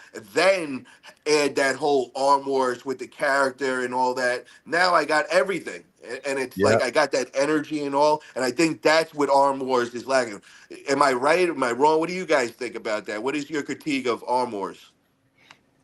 Yeah, I mean, I've always loved what they do in terms of like, especially everything they post on their YouTube, the production. Chris and I talk about all the time. Production looks great, and you do get those cool interview storylines, like the way they film it, like in the dark room and all that type of stuff is awesome. But like, I think you're right. We're all trying to figure out, as Matt said, like what we're all working on different angles and focus, but there's something about, like, for example, you go to like a WWE SmackDown and there's the person in the crowd with the sign that says, "I love you, Paul." You know what I mean? Like whatever it is, right?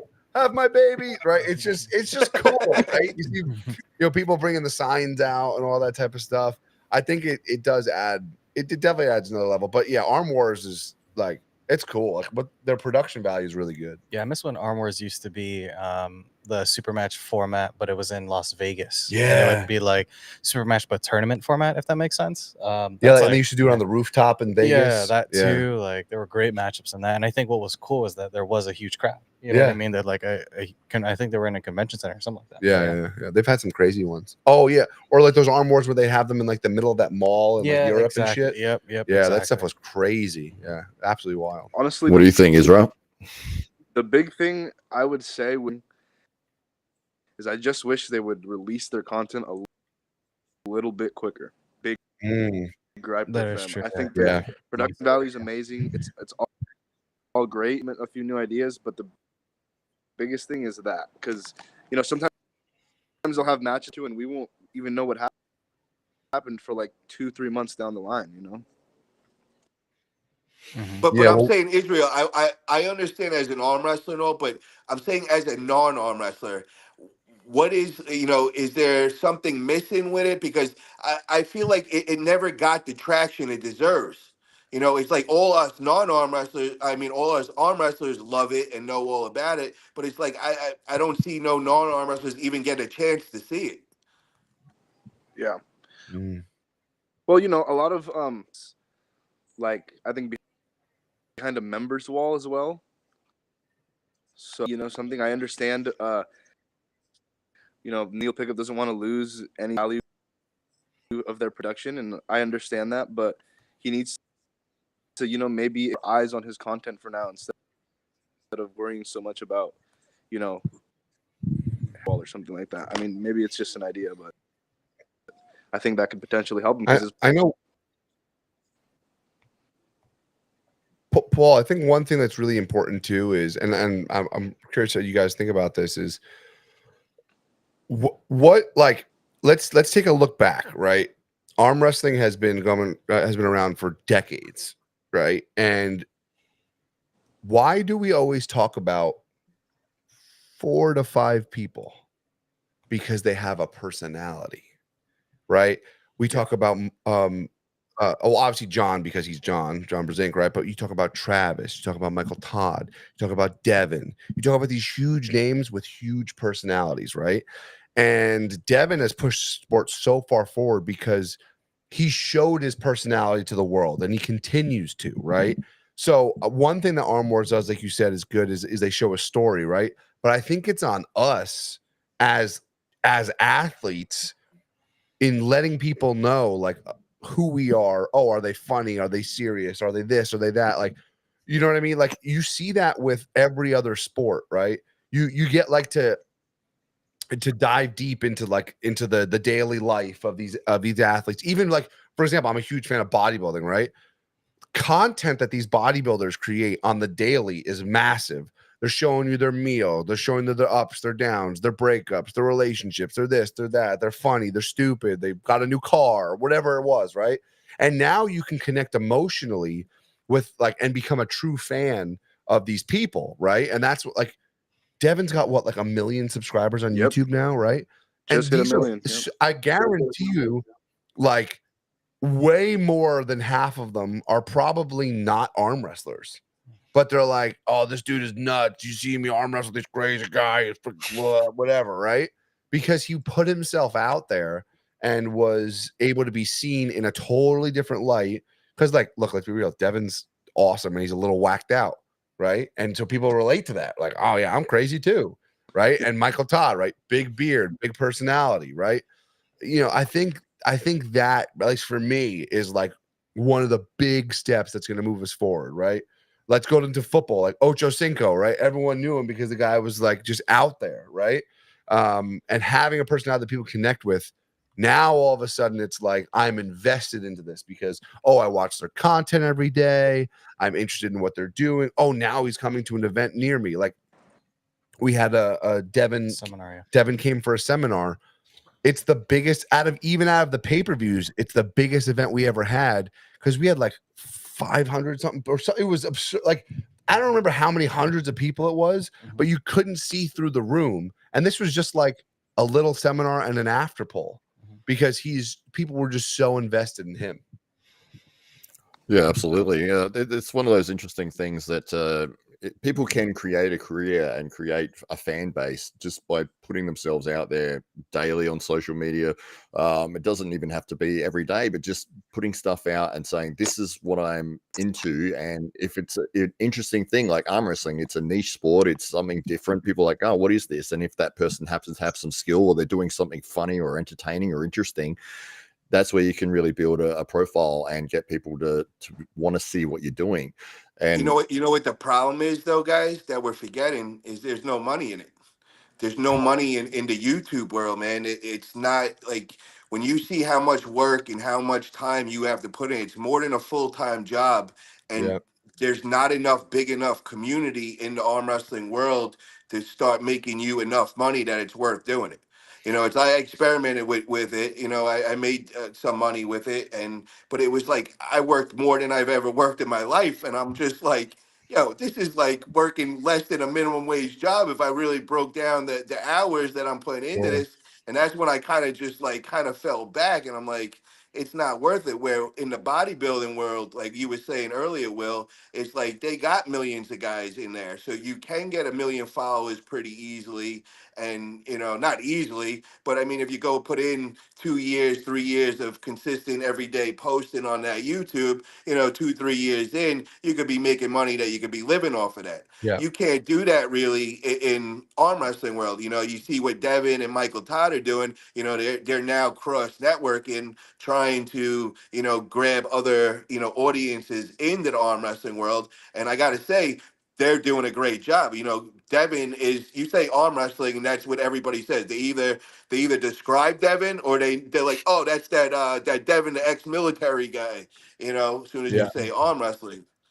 You know, but it's just hard to justify as an athlete, you know, in arm wrestling. You know, first off, they're not making the money in arm wrestling, so they got to have a full-time job. And now you're going to tell them they're going to have to go and run a full-time YouTube channel for 2 to 3 years before it starts making it worth it. I mean, it's just really hard to do. You know what I mean? Yeah, it's one of those things that if you look at it in a way of, okay, well, if I'm going to do YouTube as my source of income, then yeah, you're really going to struggle because it's going to take a really long time to get there. You may not, despite your efforts, you might not reach monetization. You might not have enough people that are interested in what you're doing. You might just, you know, not have charisma or come across well on the screen or whatever. But if you look at it as a tool that can help you expose and give you more opportunities, I mean, since I've been doing videos and content and stuff like that, I've had, you know, more opportunities than I would ever have dreamed of, despite not being a very good arm wrestler, like on a skill level. You know, I'm not even the top guy in my club, like, but I'm like out of the top 10 even.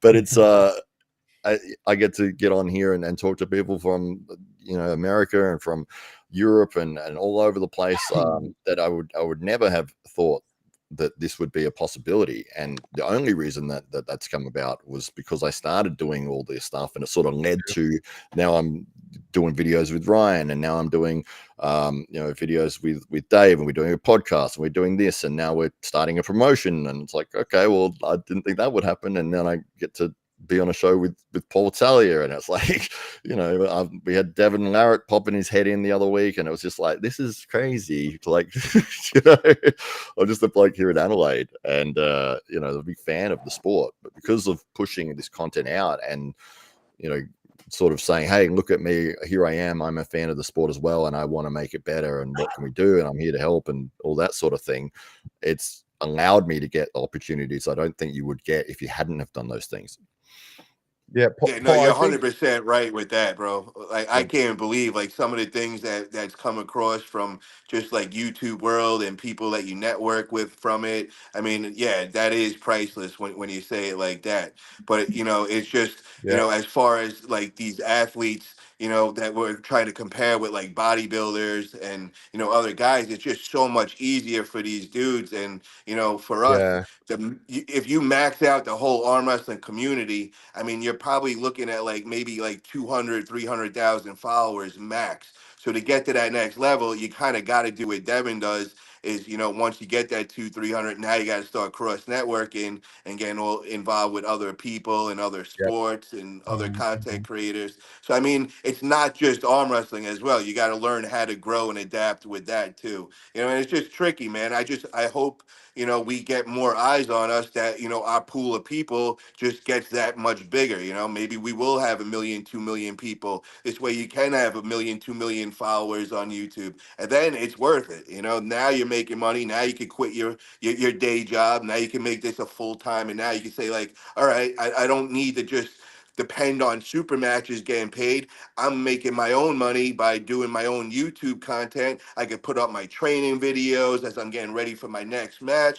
And then you're making 10, 20,000 a month on your YouTube channel. And then when you get these super match offers, that's all bonus money. You're not just living off of that, you know? Yeah. It's you know, I really do think that like everyone that's on this podcast, right? This live right now, you know, don't forget like the Arm TV days, right? On YouTube, right? It was called Arm TV, right? Or is it Arm TV? Arm TV. Arm TV, yeah, Arm TV. Right? Like, think about where the sport has come, but like I really do think like this generation of arm wrestling is like we're the pioneers that are going to be the ones that bring it to what we're talking about, right? It's like you said, Paul, like you've put in hundreds of hours of work, right? Thousands of hours of work, right? And tons and tons of money into cameras and lighting and just everything that comes about it, right? All of us have, right? But I truly believe in my heart that in 5 to 10 years from now, we'll look back and be like, man, remember when we were just like trying to get those podcasts together and like we were trying to, you know, scrum up like hell, like we freaked out the other day. We had like a $15 super chat. We're like, oh my God, we made $15 from YouTube. Right? Like, so like, but like now you think 5 years from now, think 10 years from now, like we'll be the pioneers of the sport, right? We'll be the ones that have pushed it. And because of all of our hard work, and it will pay off, but like Chris and I always talk about all the times, like we're just in the trenches, right? Like, and you know, those connections, like Matt, like you're saying, Paul, you're saying, like those small connections will be the ones that lead to the biggest bridges in the future. And on that super positive note, I'm going to say that I need to get up for work at like 7 a.m. I think Chris does. Yes. I'm on the East Coast right now, so it's late for me too. It's 12:40 in the morning. So yeah, let's wrap this up, guys. Thank you guys. I appreciate you guys coming on, man, and doing all these big super match announcements. We're definitely gonna clip those out. We'll get those out there right away. And yeah, let's see the gun show before we call it a night. What's everybody working with? Hell yeah. I want to thank everybody in the chat. Thank you for tuning in all night. If you guys haven't already, make sure you subscribe to Match Channel, even though we're over 1,000 now. But we're going to push for the next big milestone, 10,000. Here we come, baby. Hell yeah. Let's go. Nice. All right.